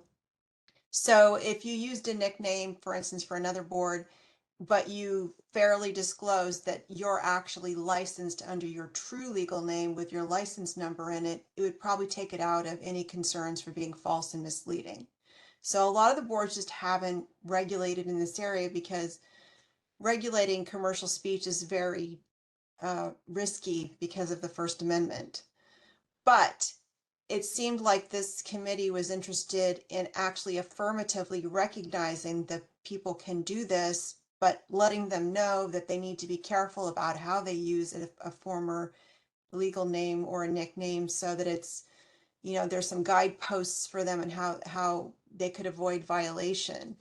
But what was originally discussed at the last meeting was just simply referring to your true legal name. Well, that's already covered in sub A, so we don't really need that requirement. So we were trying to find out is if you want to affirmatively allow it, I assume you do, then what other criteria would you like to see to make sure that people understand that someone's nickname or former legal name is not who they're licensed under, as their name they're licensed under. So do you want them to make sure that when they use their nickname that they associate that nickname with the true legal name in the advertising so that a consumer would know that they're licensed as, you know, John Smith as opposed to Dr. John, which is their nickname. And then also making sure that that the nickname they use is not misleading. So if you call yourself Dr. John and you don't have a doctorate degree or any other, you know, academic degree that confers upon you like a other doctoral degree, then you shouldn't be calling yourself Dr. John because it's misleading. The public would think you have a doctorate and are more qualified than you are.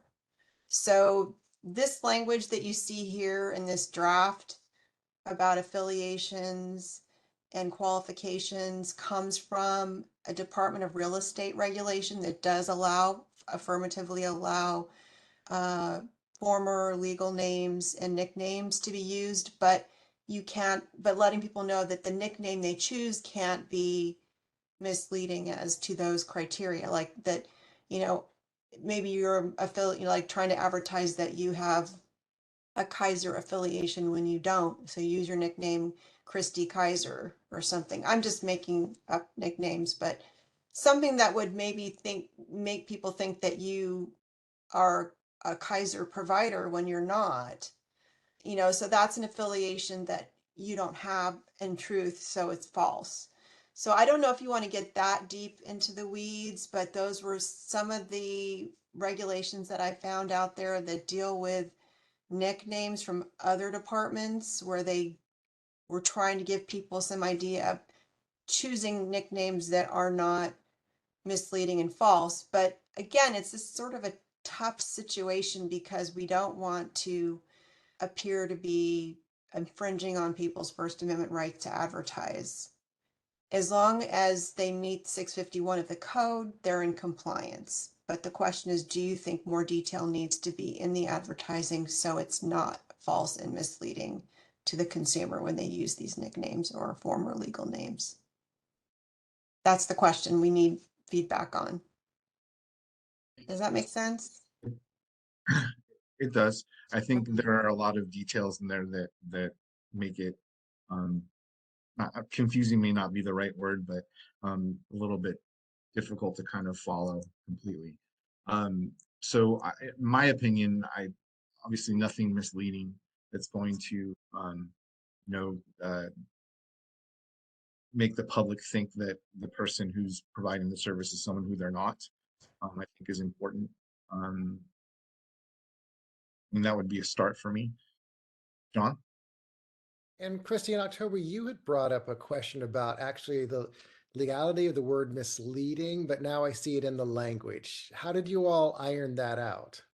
Well, 651 of the Business and Professions Code, which applies to all the agencies in this department, they can enforce that law, which prohibits public presentments, advertising, if you will, from being any of these categories. So that's where I got the language from. And it's actually a copy from the Department of Real Estate regulation. I was mentioning they use those terms too, but it's really mostly a reflective of 651 of the code. So you could just say that the advertisement and the use of the nickname is in compliance with 651 of the code and just leave it at that. so that people know they need to go and read that code. And it's quite lengthy, and we can give you a copy of that if that would help. But And it breaks out all the instances of how you could be false and misleading to someone, right? I don't know that it would be particular to your profession, but you know, because it's supposed to apply to every license type we regulate. You could just stop there. And as far as placement, I guess I was trying to get at, like, do you want them to bold and italicize their true name? Do you want to make sure that the nickname is followed, you know, right behind their true name, or do you not care? And just as long as it's in there that they have their true name, their title, and their license number, you're good, because that's kind of what psychology has done with this issue. It's up to you. I mean, it's your regulation and your policy decision. But I was trying to get at, like, you know, would people know that if they read your ad that they, but that would be a case by case analysis. So. Right. Abigail? I was looking at the I think it's G2, where it says that you have to disclose the full name as filled with the board is also included in the advertisement. So like, doesn't that? Excuse me, I was recommending that be struck because you already have that requirement in subsection A that they have to have their true legal name in every advertising, whether they use a nickname or not. So I didn't think that helped you with this issue in terms of clarification. But I was wondering if you wanted them to put their true legal name in there and something else because of the nickname use. That's what I was trying to get at. Does that make sense? Like, I'm Dr. Christie, also known as Christie Shield, licensed by the Board of Behavioral Sciences as an MFT license number 12345. Because that's, you right now have a requirement that they have to have their name, their title, and their license number in every advertising. Yeah, I was thinking like on social media, you could have like your handle, right, which could be a nickname. Mm-hmm. And then, but there is a space to like write your full name, with Right. your license number. So, you know, there are opportunities to have both, and for people to really, you know, see, oh, okay, her name is not like Dr., you know, Abby. It's, you know, Abigail Ortega, you know, and they get the full name so that they, if they wanted to verify, they had a place. Um, Mhm. so you're saying that this may not be enough, one? Well, I'm saying it could be. It's really up to you what your comfort level is. I think that the more restrictions we place on the way they advertise, the more trouble we could encounter with First Amendment claims. So I would probably try to stick to just regulating the way that they represent things as being truthful. So as long as they're truthful about who they are and what they're doing, and what their qualifications are, which is essentially the requirement in 651 of the Business and Professions Code, they can use the nickname, because the other requirement for listing their full legal names are already covered in subsection A. But I didn't know if maybe you wanted to add other criteria, and that's kind of where we're at, is finding out what your comfort level is in terms of your concerns for misleading the public. What was brought up at our last meeting was that perhaps, you know, we want to make sure that the nickname is iterative of their true name, but I don't think we can do that as a government agency, be that prescriptive. I would leave too, and this is my opinion, right? So like, you know, just expressing it. I would leave too and just add like, when it, like in that advertisement where a nickname is used. And I think that that kind of like reinforces, you know, that you can use a nickname, as long as there's transparency, and that it's easy for consumers to see what your full name is inside of that same advertisement.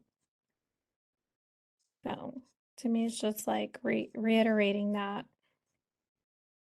So like, what would you say would be clear enough to a consumer that when you're using your other name, that you are actually your full name, the other person?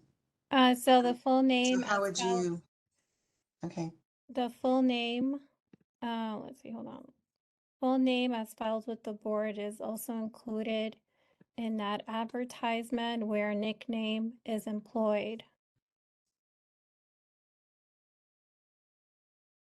where the nickname is used? Where the nickname, yeah, where the nickname is used. Should it be like immediately after where in the advertisement where the nickname is used? So like it's close in proximity to the use of the nickname. So like, if I put my nickname at the top and then my true name's all the way at the bottom, is that a problem? Could you see that being a problem for people to know who you really are, or do you think it matters? I don't know that it matters. Okay. I I don't know think if if people it's, read all the way till the end. So, I mean, it depends on the person, how thorough they are, right? And there's no real way to determine that. But if you wanted to be extra cautious, it would be more helpful to put it up top, right, than to put it in the bottom, right? Because then it's like the fine print that no one reads. And my understanding, this is John Sobek stepping in as well, is that currently, like, like my requirement to write my name and then have my license information on my advertising, there is no proximity description in any of that currently. And Right. so are we getting really tight on this specific thing, which could be a good thing or a bad thing? Because something Abigail just said put in my brain, we're looking at the Wild West of TikTok currently and how expertise is being shown on there. Right. So if I put myself as, the ADHD guru, but I'm saying, as a therapist, I'm doing this and the other, how does it get included in those types of markets? Because I think that's something, it's bigger than just a business card or a Google ad or something on our website or Psychology Today. It's actually looking at the actual way the medium works or people work within the medium. Mhm. So I think that's where, yes, proximity might be a good idea, but at the same time, sorry to argue both sides of a story, we currently don't have proximity related to any other parts of the requirements. What about a requirement that they disclose that they're licensed by the board as their true name? So like if I have a TikTok profile somewhere in there, that should be in there then? Yes. Okay. And that, because I know you were talking about the redundancy with section A. Yeah, because you already have to have it in the ad every Right. time, no matter what, whether you have a nickname or not, you still have to have it in there. So I don't know. I think it just saying that that it includes the true name is filed by the board wouldn't add anything new to the Mhm. advertising requirements, and they might say it's unnecessary. So Yeah. if we're going to keep the reference to the true name with the nickname, it should be to add another requirement that they're linked, that they're in close proximity, that they have to say that they're licensed by the board as their true name. And then So is it okay if I continue, Chris? I have a few more thoughts. go ahead. Okay. Also looking at the idea too, though, is like our mandate is consumer protection. So at what level does the consumer have to do diligence? And then, or do we have to like get tight on our regulations? Because if I'm required somewhere in that space to have my license number, the Breeze system will look up me by license number, not just by a name. So if I was the ADHD guru, but my license number was there, You can go to Breeze and put in my license number and my full name is registered with the BBS will come up. So Right. once Correct. again, there are layers of this. Where does our consumer protection umbrella spread to? And where does due diligence as a consumer come into play? Right. And I'll just read to you what the Board of Psychology has. They don't exactly get into this kind of detail, but what they say is in 16 CCR section 1380.6, pursuant to section 137 of the code, which is the requirement that we put our the licensee's license number in every advertising. Every licensed psychologist shall include his or her number in any advertising, regardless of whether such presentment is made under the licensee's own name, comma, a fictitious business or group name, or a corporate name. So they sort of impliedly acknowledge that it can be done as long as you have the license number so people can look it up and find out who you really are. So, you could take that same approach and just say that they have to comply with 651 of the code, or you could just not even say anything about it and let enforcement handle it on a case by case basis to see whether they've properly, made clear in their advertising that they are who they say they are. And if the particular name is misleading, because they all have to comply, everyone has to comply with 651 of the code already. So, but I think there was some interest last time in like acknowledging that this can happen explicitly. So that's where we are. Further thoughts? I think having it comply with 651 is, Is sufficient criteria? I do. Okay. Clean, to John's point, I mean, we are tasked with consumer protection, but people also need to do their little bit of digging with who it is that they're connecting with too. I think we can only take it so far before, to your point, Christy, that we start infringing upon free speech. It seems like a little bit of a tightrope walk for me. So Okay. keeping it simple. So with the language in front of you, would you say that if a nickname is used, the nickname is not, so we would say a licensee or registrant may use a nickname or formal legal name to advertise services for which a licensee or registration is required if the criteria in this section are met. And that would mean they would have to have their full legal name, their title, MFT included in the advertising. Then you would say in addition, if a nickname is used, the nickname is not false, fraudulent, misleading, or deceptive as specified by section 651 of the code, period. Or we could go on to say as to their affiliations, qualifications, professional services.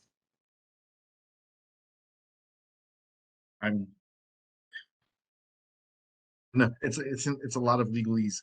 So maybe stop at code 651 of the code. I think so. Does anyone have a different thought? Go to the public too and see what they think. Yeah, I know we have one public comment here, so let's take public comment and then we can kind of circle back if that's okay. All right. Thank you, Ben Caldwell, MFT, and I really appreciate the committee and staff kind of wrestling with this. And as you've been talking, I've kind of been wrestling with it too. And just as sort of larger context, part of the reason why I know stakeholders have expressed concern about this is that there were a couple of disciplinary actions over the past couple of years where among the issues that folks got disciplined for was a violation of the full name inclusion piece in advertising. Obviously, the board can't comment on specific disciplinary issues. I understand that. And there's always more going on in a disciplinary case than we as the public are privy to. But that was some of the source of the concern. And Chris, I kind of land the same place, pardon me, Chair Jones, I land in the same place where you do, that having a nickname comply with 651 seems sufficient.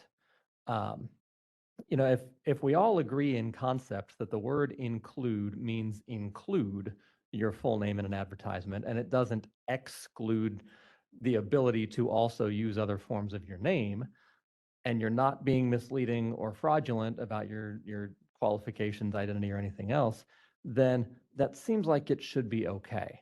And I'm not sure that even represents a change in law from what it is now. So I wonder if we're trying to regulate something that doesn't need regulating, or doesn't need to change. I'll put it that way. As to the question of proximity, if we wanted to walk down that road, I think Committee Member Sovek made a good point that proximity is a difficult thing to manage here. And I think specifically for myself, I'm licensed as Benjamin Everett Caldwell. I have a website that's bencaldwell.com. Do I have to change my URL to Ben Caldwell licensed as Benjamin Everett Caldwell.com? Because that's a mouthful.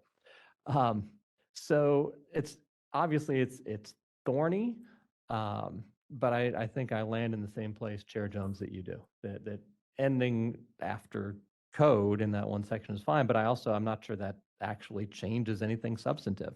Thank you. Any other comments from our audience in the boardroom? No, that's it for here. Moderator, would you please open the lines for comments from our remote participants? This is the moderator, and at the direction of the committee, I have opened up the Q&A feature for public comment. Members of the public, if you would like to make a comment on this item, please click the Q&A icon located at the bottom right-hand corner of your WebEx screen, or use the raise hand function. And audio-only participants may raise their hand by pressing *3 on their device. All right, and it looks like we have a couple requests. First, I have GV Ayers, and GV, you'll be given 2 minutes to speak and a 15-second warning. Please click the unmute me button when the prompt appears on your device.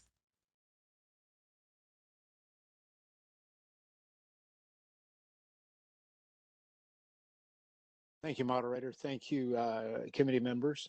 Appreciate the opportunity. This is GV Ayers. I represent the California Association for Licensed Professional Clinical Counselors.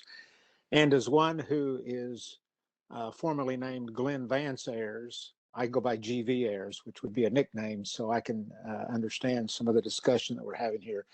Wonder about the appropriateness of putting in the proposed paragraph G, beginning it like this: in addition to the information required by paragraph A, then say a licensee may or registrant may use a nickname, and so on and so forth, and then strike subparagraph 2, strike that out after that. So those are just some things. I think using the proximity, if you have the information that's in paragraph A, make sure that that's required in that and use a nickname. I don't think there's anything to be gained by proximity. It just becomes a catch, probably a catch spot to trip a licensee up, probably more than that, and you probably get into more difficulties than you want to get into.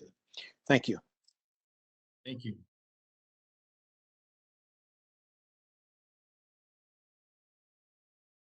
All right, this is the moderator. Our next individual is Kathy Atkins, and Kathy, you'll be given 2 minutes to speak and a 15-second warning. Please click the unmute me button when the prompt appears on your device.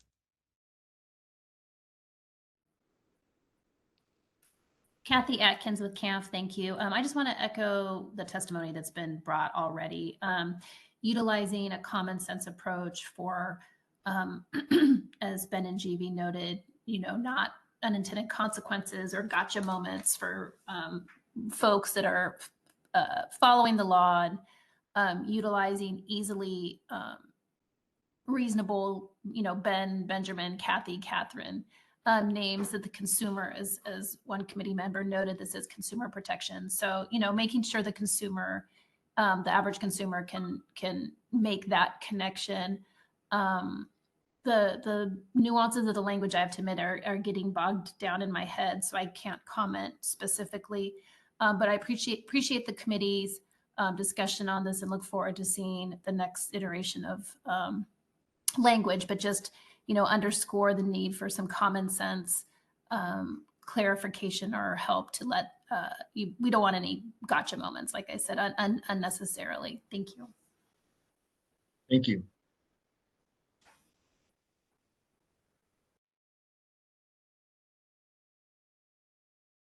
All right, this is the moderator. Appears that was our last request for comment. Would you like me to close the Q&A panel? Yes, thank you, moderator. Okay, Roseanne, do we need to? Yes, I'm playing with the language here in my head.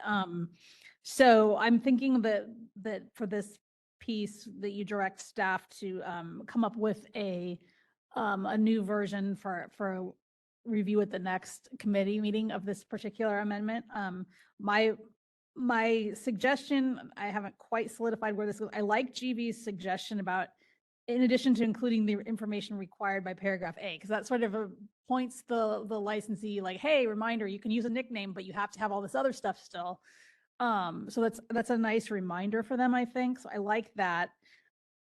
I'm thinking of saying something like a licensee or registrant may use a nickname or former legal name to advertise services for which a license or registration is required, period. In addition to including the information required by paragraph A, if a nickname is used, the nickname is not false, fraudulent, misleading, or deceptive as specified by section 651 of the code, period. May I just suggest that you direct staff to take these comments back and revise the text for consideration at a future committee meeting, because I wouldn't want to, box you into specific text on the fly, and we probably need to think it through and make sure there's not any ambiguity anywhere before you approve anything. Okay, yeah, that's fair. Yep, I think that's a great idea. Thank you. You're welcome.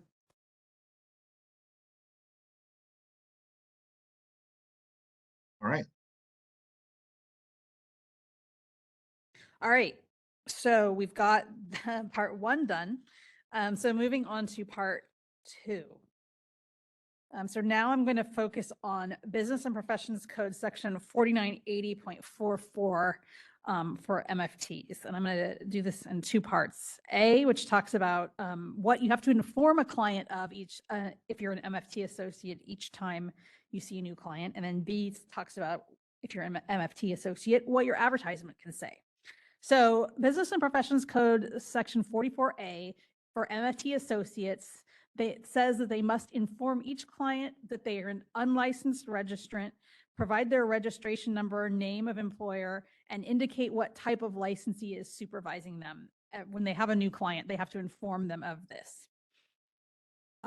This subdivision is much more detailed in its requirements than the comparable statutes for ASW and APCCs. For those sections, they simply state that all applicants and registrants need to perform that when they're performing with a new service with a new client, they need to say that they're unlicensed and under supervision either of a licensed professional, or APCCs just says that they're unlicensed and under supervision. And actually it got buried a little bit in all of the attachments that we needed to include for this as for backup information, but I made some charts and they're labeled as charts 1 through 4, and it's on page 643 and 44, where I compare one set of charts compares the current advertising requirements for across the license types, and one set of charts compares the disclosure requirements across all the license types, and they vary pretty widely right now across our associate and trainees. So at the last meeting, the committee directed staff to make the language more consistent across license types. So we've proposed some language in attachment A2. And what that language does is that it now requires all applicants and registrants to inform each client that they are unlicensed and under the supervision of a licensed professional, and to provide the name of the employer. We added the applicants in because it says that for ASWs, but not for MFTs or APCCs. And somebody can be an applicant. They might be working under the 90-day rule, or they might be working in an exempt setting or something like that. So we want to kind of use broader language, I think. We removed the requirement for the AMFTs to provide their registration number. We actually are already running some disclosure legislation that would require that in the initial notice if that goes through. And they also have the display of license require or registration requirement, but it's not consistent with what's currently being required for other license types. So you can see that language in attachment A to 4980.44 A. We're basically cutting out a lot of the disclosure requirements for MFT registrants and making them more consistent with the requirements that are currently in place for ASWs and APCCs. So we're making some consistencies. So that's the disclosure piece of 4980.44. Then we have the advertising piece.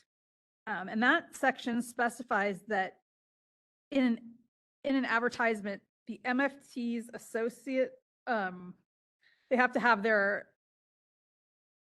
person is a registrant, their registration number, the name of the employer, and that they're supervised by a licensed person. Every requirement in Business and Professions Code section 4980.44B is already contained in the advertising regulations except for one, and that's the requirement that they disclose in the advertisement that they're supervised by a licensed person. So as I alluded to earlier, I've included in 1811 that all associates should now disclose that they are supervised by a licensed person. That's why that would make it consistent across license types. So all associates, if you're an associate, you need to disclose that you're supervised by a licensed person, not just a MFT associate. I think it's more appropriate there, and that's what the committee we had discussed last time. So that's what's being done in attachment A2, and that relates to moving a piece to the regulations 1811 as well. So I'll open that piece up for discussion. All right, thank you, Roseanne. Any comments from our committee members? John? First off, Roseanne, thank you for the chart. It actually helps immensely because it takes all of this discussion and hones it down into something very palatable. So thank you for that. To me, this languaging looks good. It looks like we're creating consistency. The one piece, and I think I discussed this last time too, if I look at the language in A2, all applicants and registrars shall inform each client and patient prior to performing. Is it prior to performing or is it prior to initiating?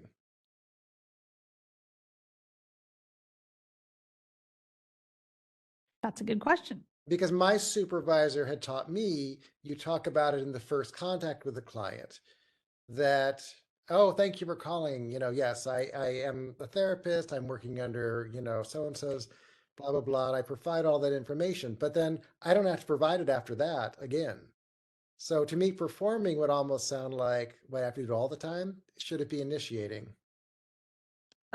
Well, I think that's a very valid point. It says, I just looked, it says performing across the 3 statutes, but that doesn't mean, just because that's what the language says, doesn't mean that's the way what it needs to continue to say. My initial reaction is that initiating is probably more accurate, but yeah, I think that's a fair discussion point. Okay. Yeah, for me, I think it's more precise. And I also know it's just what I was taught by my supervisor, that in that first call, you have to provide all of that and your fee structure. And those are the 2 things you need to provide immediately in that first call. It may not have been accurate, but that's what my supervisor had taught me. And I think the idea of initiating cleans up the language a little bit.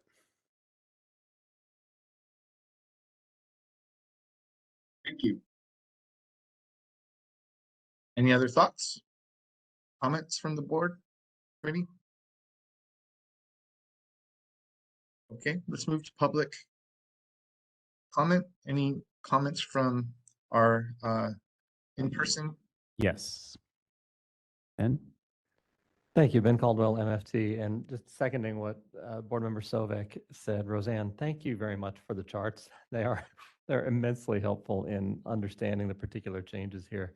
I apologize in advance because it's kind of a pedantic question, but I've always read 4980.44A and 4980.48A as a yes or a no whether. So when you say that the person needs to indicate whether they are under the supervision of, and then you list out the license types, I had always read that as basically a yes or a no question. In other words, somebody putting on an advertisement under licensed supervision would be compliant because they're stating whether they are under the supervision of essentially a qualified supervisor. Your reading seems to be that they need to specifically identify which type of license their supervisor holds. I think either one of those is a reasonable reading of the language, and rather than trying to parse out what does whether mean, I bring this up simply to say I imagine a lot of people have been reading it the way that I have. And so to that end, what you're proposing here in just clarifying that language, making clear that under licensed supervision actually is an acceptable response to that requirement, that's a good thing. It's moving in the direction of clarity and consistency. And so fully support that change. Thank you. Thank you. Any other comments from our public in the boardroom? Oh, sorry. No. Thank you. Taking notes. It's okay. I can't see you on the screen right now. Yeah, moderator, would you please open the lines for comments from our remote participants? This is the moderator, and at the direction of the committee, I've opened up the Q&A feature for public comment. Members of the public, if you would like to make a comment on this item, please click the Q&A icon located at the bottom right-hand corner of your WebEx screen, or use the raise hand function. And audio-only participants may raise their hand by pressing *3 on their device. It looks like we have requests from Kathy Atkins. Kathy, you'll be given 2 minutes to speak and a 15-second warning. Please click the Unmute Me button when the prompt appears on your device. Good afternoon, Kathy Atkins with CAFT. I concur with everyone about the chart, so thank you. It is helping me as well. I am hoping that as this continues, this conversation continues, if we could continue having the chart with any changes. And also it's CAFT, this is the kind of thing CAFT uses once the law passes to help our members understand what to write. So this is really helpful. Thank you. CAFT does not have a strong position really with which direction the committee goes as to the specific content as it varies from license to license, but instead echoes the comment about consistency. We defer to the board and the committee as sort of being in the best position to tackle the consumer protection and what you think is necessary. I do think the more you put in there, it does become sometimes less is more. But again, we don't have a strong opinion, just as long as it's consistent. So it's easier for us to advise our members who are not just MFTs, but LPCCs and LCSWs. Thank you. Thank you.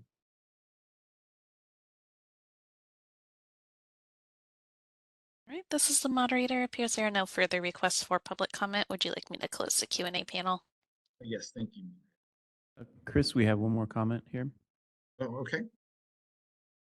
Hi, I'm sorry, Ben Caldwell. One other thing, I had a note on this and then I thought it was a later section, but it's in here. On page 3 in the paragraph sort of next to the last one, it says the requirement for AMFTs to provide the registration number has been removed as it is not consistent with the requirements for the other registration types. Yes. Forgive me, I may be confused here.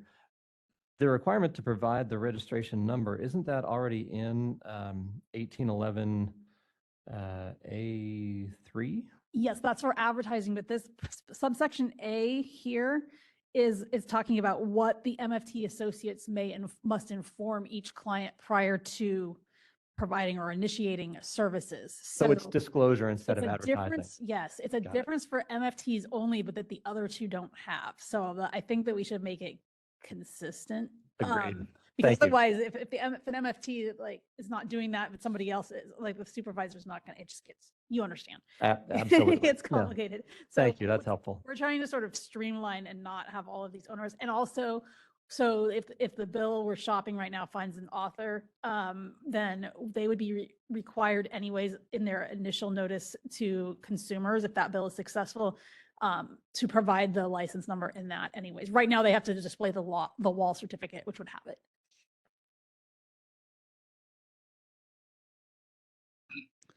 So Roseanne, are we ready to move on to the next point, or Yeah, do we need clarification on summarize. this? So what I'm hearing here is that we're pretty happy with the language, but that staff should change in each subsection where it says performing, we would change that to initiating and bring the language back for review. That sounds great. Okay, so I'll do that. Moving on to item 3. So now we're going to talk about trainees and interns. Trainees for LMFT and LPCC, or somebody that's still in school. For social work, we call somebody still in school an intern. So 4980.4a requires that MFT trainees specifically inform each client that they are unlicensed trainee, provide the name of their employer, and indicate what type of licensee is supervising them. So I've included the language there.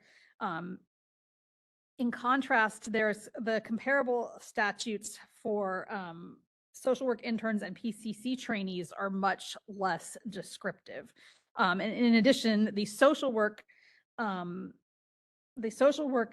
statute, which is in regs, and I would propose moving that to law because the other ones are in law, incorrectly states that a social work intern needs to be under the supervision of one of our license types or a licensed psychologist. That is not actually correct, although their school might require it. Social work interns are not registered with the board. We cannot actually require them to be under the supervision of a licensee. The only type of trainees or interns still in school we can require that of is MFT trainees, because they are required to count pre-degree hours. So if they are going to count pre-degree hours, we require them to be under the supervision of one of our licensees or a licensed psychologist. So there's like a huge subtlety there. But the bottom line is the social work regulation, which we're proposing to make statute, is incorrect there. So want to correct that. So in looking at what the law says for each of the 3 license types in those instances, we made some revisions. So trainees and interns would need to state or to inform each client prior to performing services, which we would change to initiate, that they are unlicensed, that they are under supervision. MFT trainees only would need to say that they're under the supervision of a licensed professional, because the board can only require this of MFT trainees. And then the name of their employer or the entity for which they volunteer. So it streamlines the information there. For social workers, we would strike the client disclosure requirement in regulations and move it to statute, because that's where it is for the other 2 license types. Remove the requirement in regulations that a social work intern inform their clients that they're under the supervision of a licensee, because we can't require it. So that is what the excuse me, the proposal in A3 does in regards to client disclosure, and we'll get to advertising next. So for advertising, the board only touches advertising for MFT trainees. It's completely silent on social work interns and PCC trainees, because the board does not register them, has no authority over them. They don't count any hours. However, MFT trainees do count some pre-degree hours. They're under the supervision of licensed professionals. So the board has a statute in law that directs a little bit what MFT trainees can do. It's not in the advertising regulations in 1811. 1811 only applies to licensees and associates. And I continue to think, I think that continues to be appropriate because we don't actually register MFT trainees, but I think that it's okay to provide a little bit of guidance in what they need to do. So what we're proposing for 4980.48 is to remove the requirement that MFT trainee advertisements must contain the supervisor's license designation and license number. We talked in previous meetings, stakeholders had concerns about, limited space in advertisements sometimes, especially with the proliferation of social media like Instagram, Twitter, possibly video platforms, that there's limited space sometimes. So we would require that MFT trainees include their name, that they're an MFT trainee, the name of their employer or the entity for which they volunteer, and that they're supervised by a licensed person. So that is what we would propose to amend 4980.48 for MFT trainees. And so you can see that in attachment A3. So I will open it up for discussion now. Thank you, Roseanne. Comments from our committee members?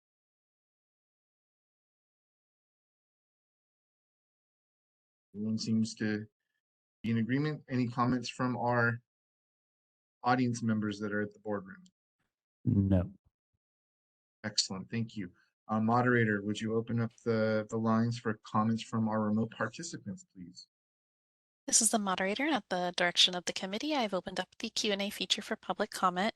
Members of the public, if you would like to make a comment on this item, please click the Q&A icon located at the bottom right-hand corner of your WebEx screen or use the raise hand function.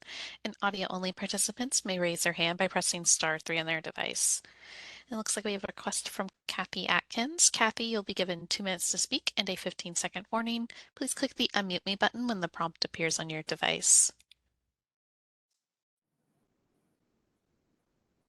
Hi, Kathy Atkins with CAMP, and just wanted to share we appreciate and support these changes again with the consistency, including the trainees. Thank you. Thank you, Kathy. All right, this is the moderator. Appears there's no further requests for public comment. Would you like me to close that Q&A panel? Yes, thank you so much. All right. Roseanne, do we move on to the next? Yeah, what I'm hearing Item? here is that there's no changes, except for I would take John's same suggestion applies here, as if we're going to use the word initiate if prior to initiating instead of prior to performing services. So I would make that change here and bring it back. So next time we talk about this, it looks like that. Perfect.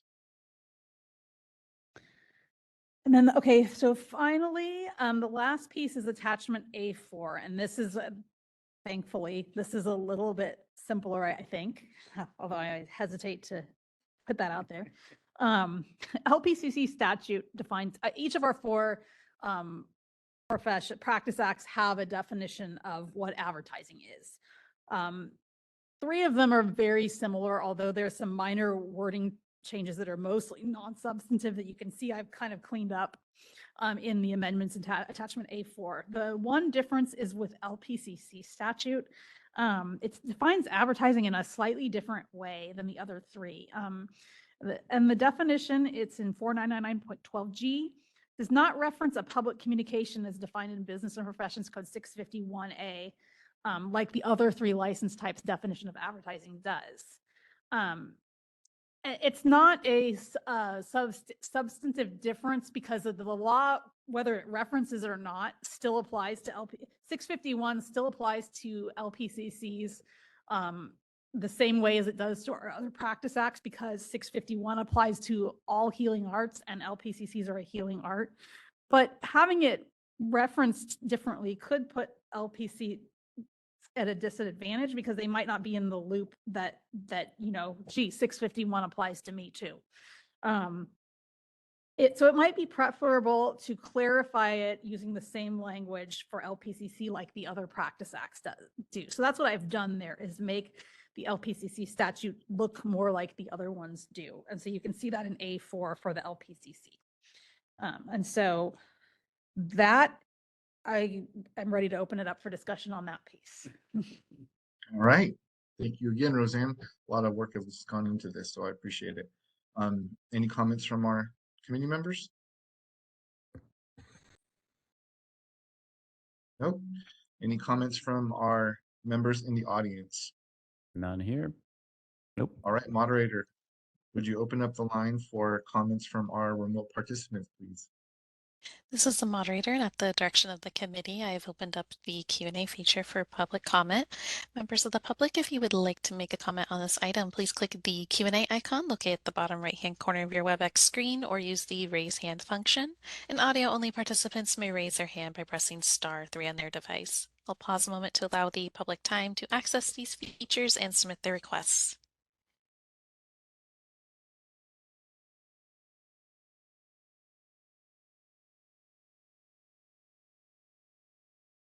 All right, and seeing none, would you like me to close the Q&A panel?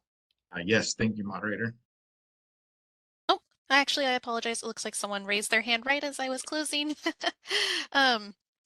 GV Ayers, you'll be given 2 minutes to speak and a 15-second warning. Please click the unmute me button when the prompt appears on your device.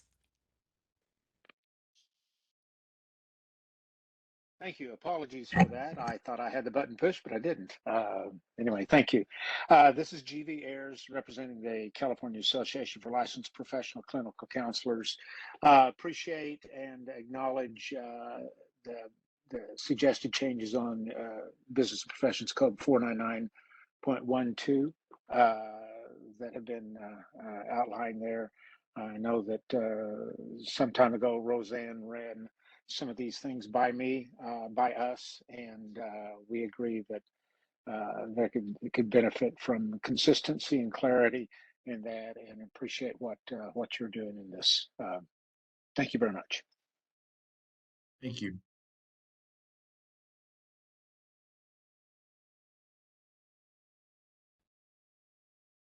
All right. It appears there's no further requests for public comment. If you want to Awesome. move Thank on. you so much.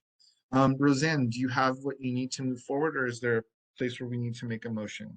Yeah, I have something in mind. So let me say it and then you can go from there. So I don't think we need a motion. We need some direction. I think that what I'm hearing is that we have some discussed changes and also possibly some non-substantive changes. So I can make those.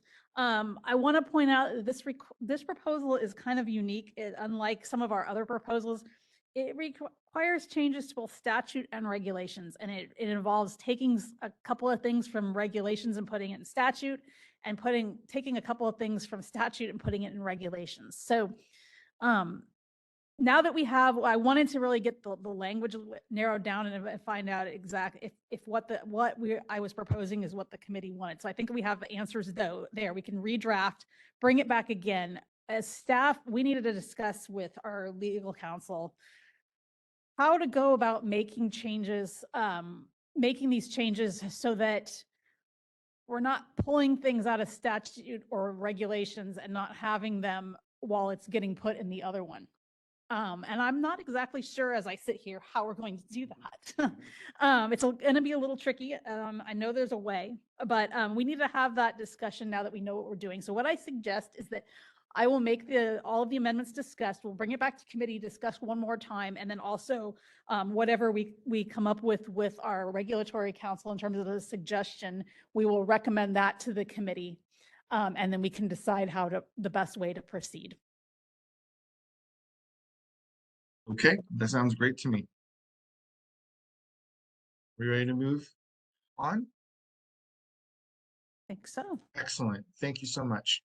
All right, so next on our agenda is the discussion and possible recommendation regarding initiating a rulemaking to amend the board standards of practice for telehealth regulations. Roseanne. Yes. Back to you. So the board's telehealth committee held its final meeting in December of 2023. And that committee ended with a final review of the board's telehealth regulations. We had kind of said at the beginning of that committee that at the end we were going to circle back and look at the telehealth regulations one last time and to determine how to proceed. And so that's what we did. A little background, the board's telehealth regulations were adopted in 2016. Prior to that, the board's law offered very little guidance about telehealth other than providing a definition and some basic requirements about consent and confidentiality that are in statute in 2290.5 of the Business and Professions Code. So that lack of guidance caused confusion, led us to the telehealth regulations. But of course, since 2016, obviously the practice of therapy via telehealth that landscape looks much different now. So we wanted to take another look at them. So that's what we did. So potential amendments are shown in attachment A to the telehealth regulations. And they fall into a few different categories. We discussed a possibility, and as it relates to section 1815.5, which is on page 7-8, subsections E and F. We had a suggestion at the beginning of the committee. These sections allow or require a licensee or registrant of the state. They can provide telehealth services to clients in another jurisdiction only if that person meets the requirements to lawfully provide services in that jurisdiction, and the delivery of services via telehealth is allowed by that jurisdiction. And that was put in basically just because a lot of people were unaware that the board has no authority.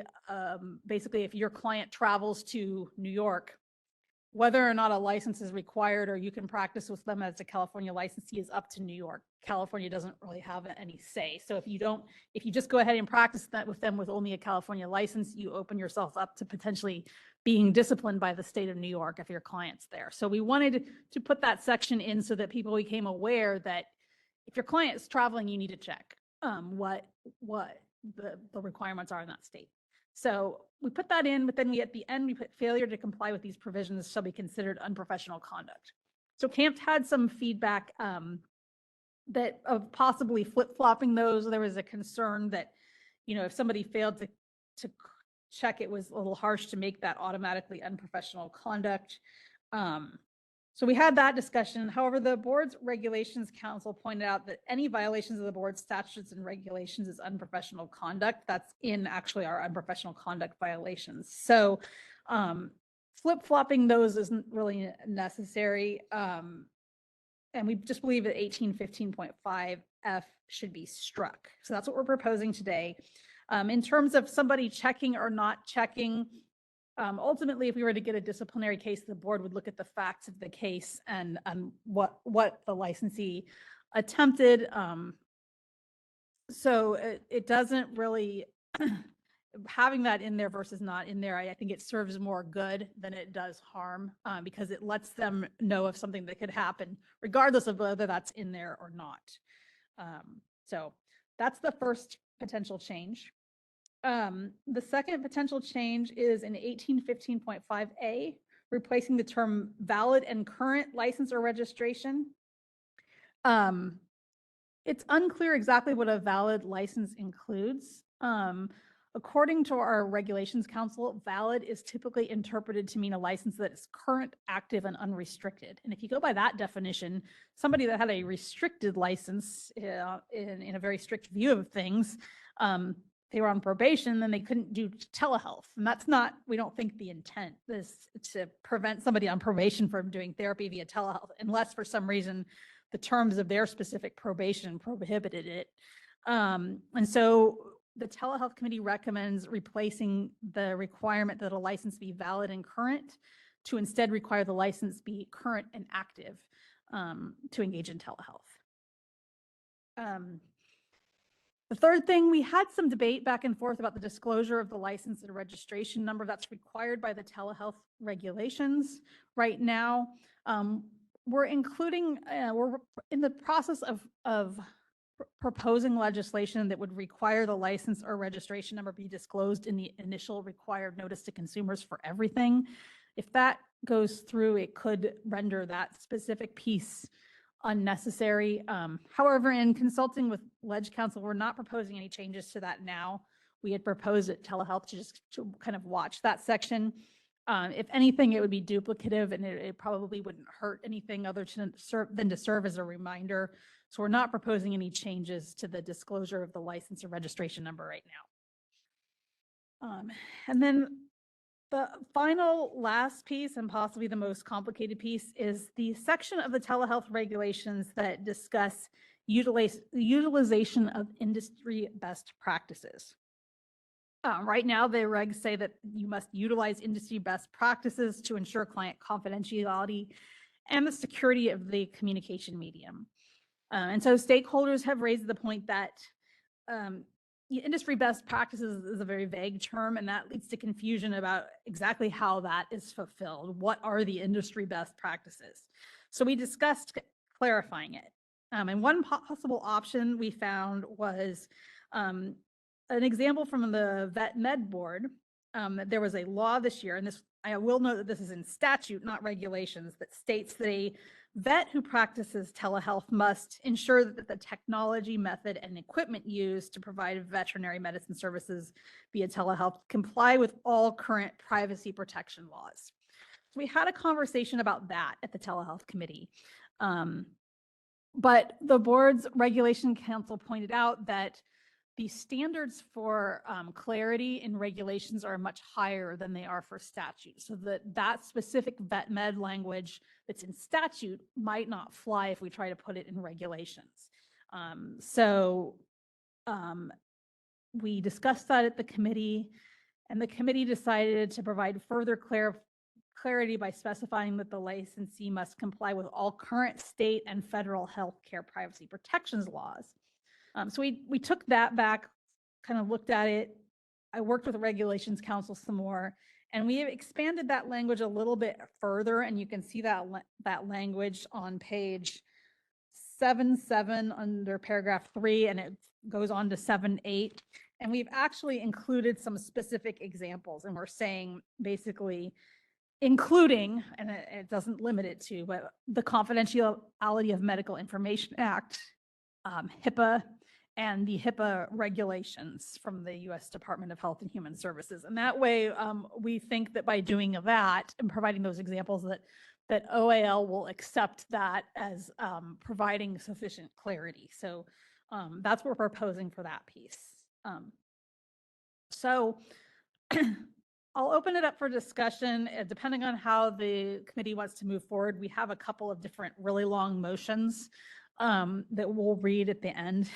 So we can do that. I wanted to make one other note that I need to change. I noticed when looking at this, we need to add into 1815.5 C3 and D, we need to change to gender neutral pronouns. There's a his or her, and with their, or we need to replace that with their or they. So in 1815.5 C3 and D subsection, we need to make those changes as well. And with that, I'll open it up for discussion. All right, thank you, Roseanne. I agree with those changes. As I sat on the telehealth committee, I got to ride that wave with the committee. So I would like to see if any of our other committee members have comments.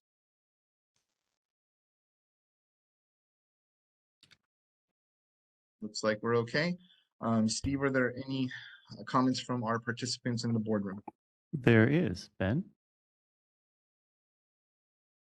Thank you, Ben Caldwell, MFT. And Roseanne, first and foremost, thank you for doing this. The proposed language, by clarifying that best practices piece, addresses a long-standing pet peeve of mine with these regs, which I know we've talked about. What you've drafted here is just so much clearer. It's going to be really helpful for folks. My only comment is that section 1815.5A requires a California license or registration to practice within these scopes via telehealth.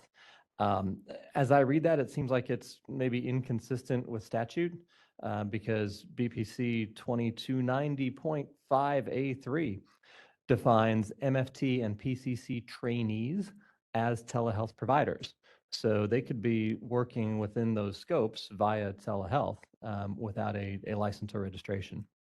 So it seems like some of this language maybe needs to rope in those trainees. I will confess I'm not entirely sure how to do that, but it seems like for consistency that might be necessary. Thank you. I'll respond to that.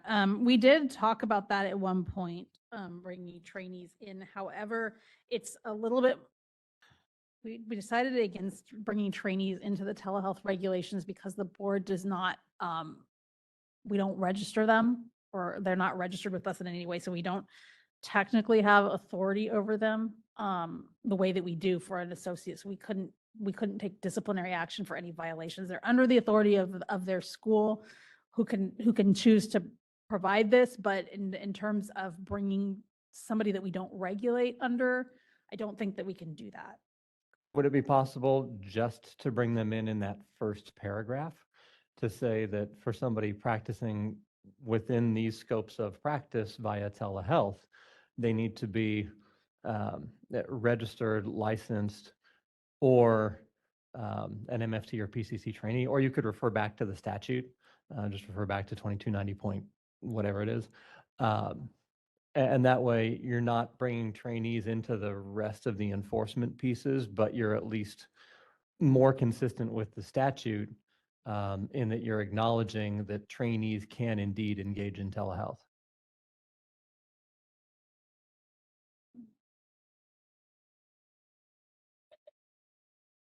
If I brought them into A, I'd be interested to see what Christy thinks about that. If I brought them into A, though, they don't have a current and valid active license or registration. Yeah, Ms. Helms, I would agree with your assessment. I don't think we can include them in the regulation because of the jurisdictional problem. Then it seems like the regulation is left inconsistent with the statute. Well, the And statute the statute does self-executing. define trainees as providers, and so maybe it's Right. maybe I'm debating a moot point, but We brought them into 2290.5 in order to clarify that they were allowed to do it. But since we don't regulate them, Right, so it'd be self-executing with respect to the trainees, but these other requirements and criteria are applicable only to our registrants and licensees. That's the way I would read it. I don't know if Miss Knight has a different take. No, I'm in agreement with you. I don't. Yeah, I see that jurisdictional issue there. because it would go all the way through. So we can't really add them to paragraph A because they don't have a current and active license by the board. We couldn't take any disciplinary action if they failed to do the things in It would be an unlicensed activity case, so I don't see how we could even cite them and issue an order of abatement.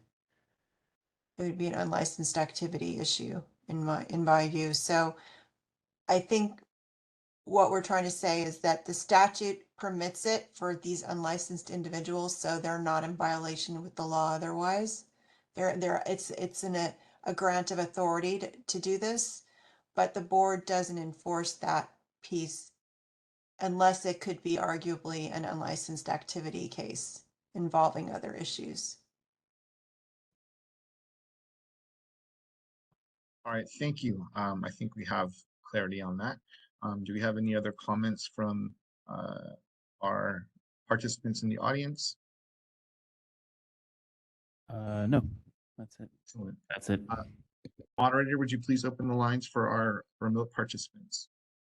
This is the moderator, and at the direction of the committee, I've opened up the Q&A feature for public comment. Members of the public, if you would like to make a comment on this item, please click the Q&A icon located at the bottom right-hand corner of your WebEx screen, or use the raise hand function. And audio-only participants may raise their hand by pressing *3 on their device. All right, and it looks like we have a request from Kathy Atkins. Kathy, you'll be given 2 minutes to speak and a 15-second warning. Please click the unmute me button when the prompt appears on your device.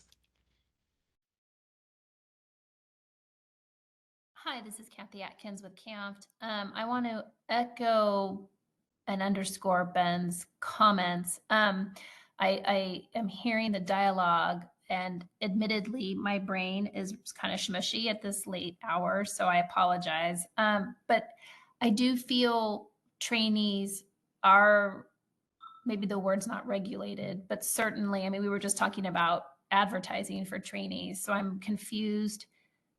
I guess I'm confused by the line of conversation. I know we have more to discuss and it's 4 p.m. I'm wondering if this is something that maybe CAFT can, just like I brought with the retiree license, maybe we bring it back to our team with some thoughts on how to address this in a way. But I am left a little confused on when the BBS has jurisdiction and they don't. So maybe that's a conversation offline to not take up this committee's time. But I do bring up that the underscore of Ben's concern and just some confusion I guess I have that I can take offline. But I did want to make that comment. Thank you.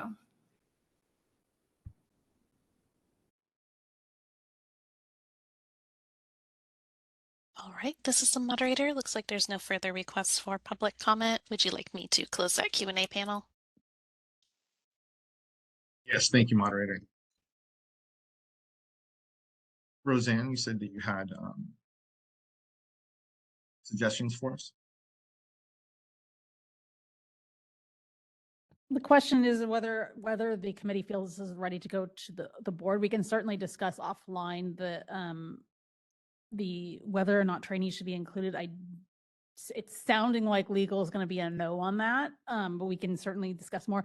I would point out also that trainees are not, they are very specifically not in the advertising regulations either. There's some information in statute about MFT trainees specifically because they are supervised by a licensee, but it's completely silent on advertising for the other two.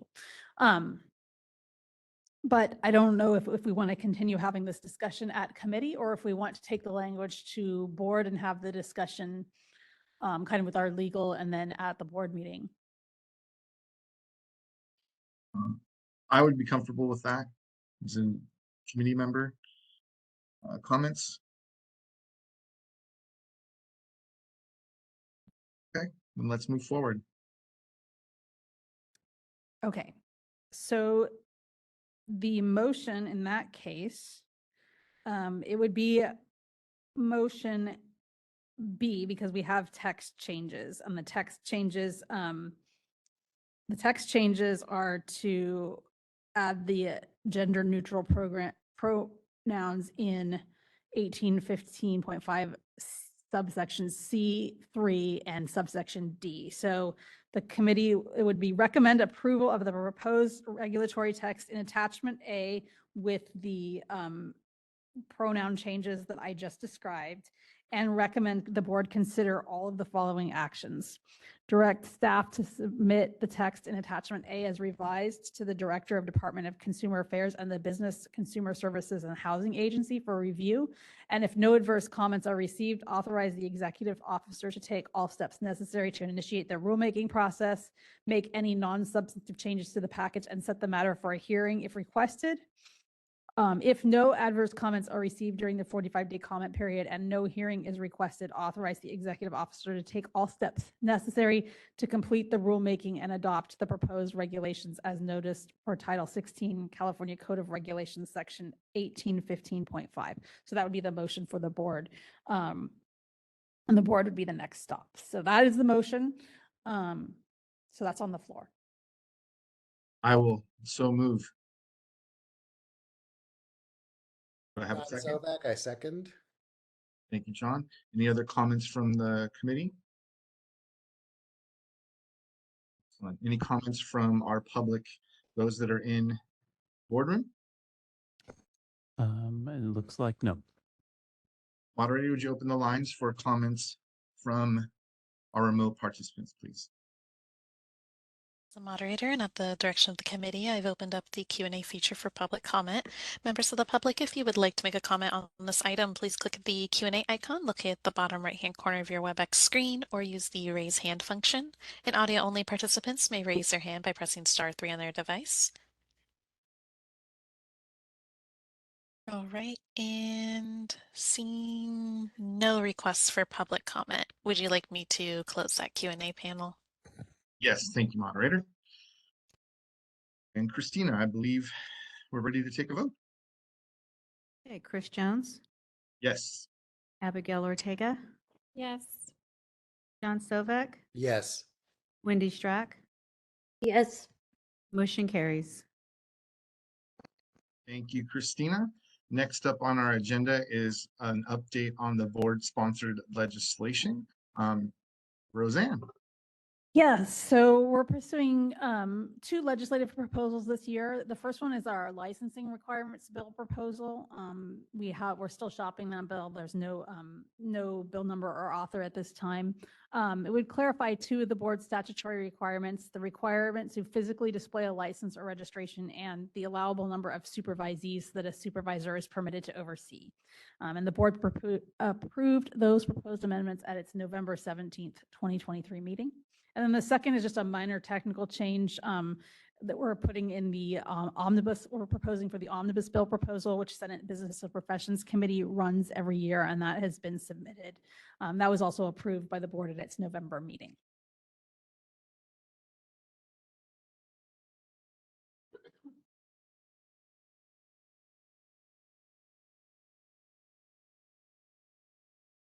Sorry, do you have comments? No from the audience here. Oh, Moderator, from our remote participants? This is the moderator, and at the direction of the committee, I've opened up the Q&A feature for public comment. Members of the public, if you would like to make a comment on this item, please click the Q&A icon located at the bottom right-hand corner of your WebEx screen or use the raise hand function. And audio-only participants may raise their hand by pressing *3 on their device. I'll pause a moment to allow the public time to access these features and submit their requests.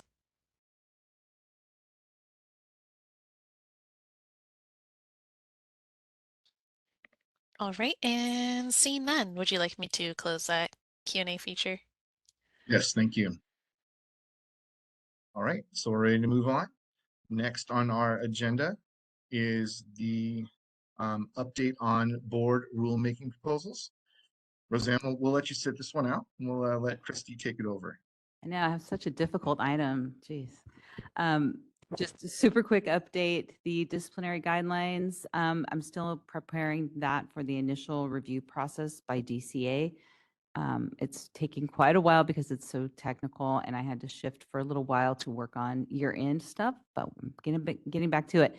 The other reg package that was approved by the board is the unprofessional conduct regulations, and those have been submitted to OAL in preparation for public notice. So those will be noticed soon. OAL has to do a quick review of what we submitted, but we're expecting that to be soon.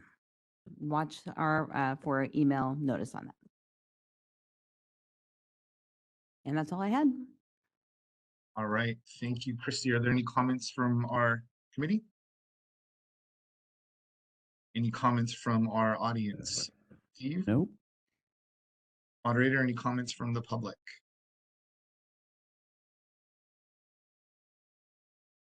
This is the moderator, and at the direction of the committee, I've opened up the Q&A feature for public comment. Members of the public, if you would like to make a comment on this item, please click the Q&A icon located at the bottom right-hand corner of your WebEx screen or use the raise hand function. And audio-only participants may raise their hand by pressing *3 on their device. All right, and it appears there are no requests for public comment. Would you like me to close that Q&A panel? Yes, thank you, moderator. And next on the agenda is suggestions for future agenda items. Do any of our committee members have additional agenda items for future board meetings? Excellent. How about from our audience? Steve? None from here. Thank you. And moderator, would you please open the lines for suggestions from our remote participants? All right. Once again, this is the moderator, and at the direction of the committee, I've opened up the Q&A feature for public comment. Members of the public, if you would like to make a comment on this item, please click the Q&A icon located at the bottom right-hand corner of your WebEx screen, or use the raise hand function. And audio-only participants may raise their hand by pressing *3 on their device.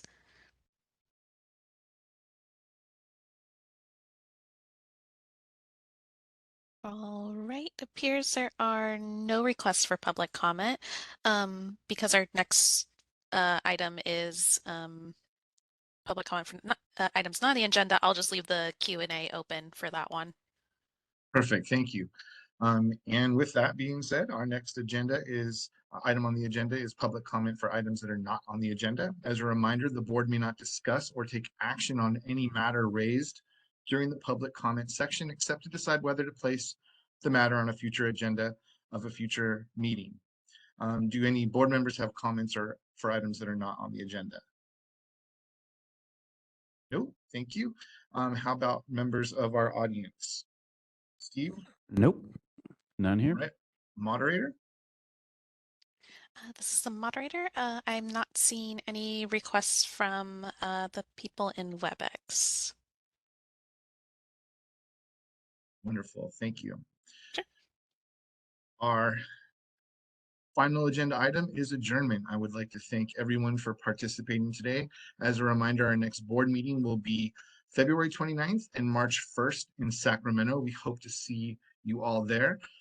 This meeting is adjourned. The time is 4:06 p.m. Thank you all so much for your participation and have a great weekend.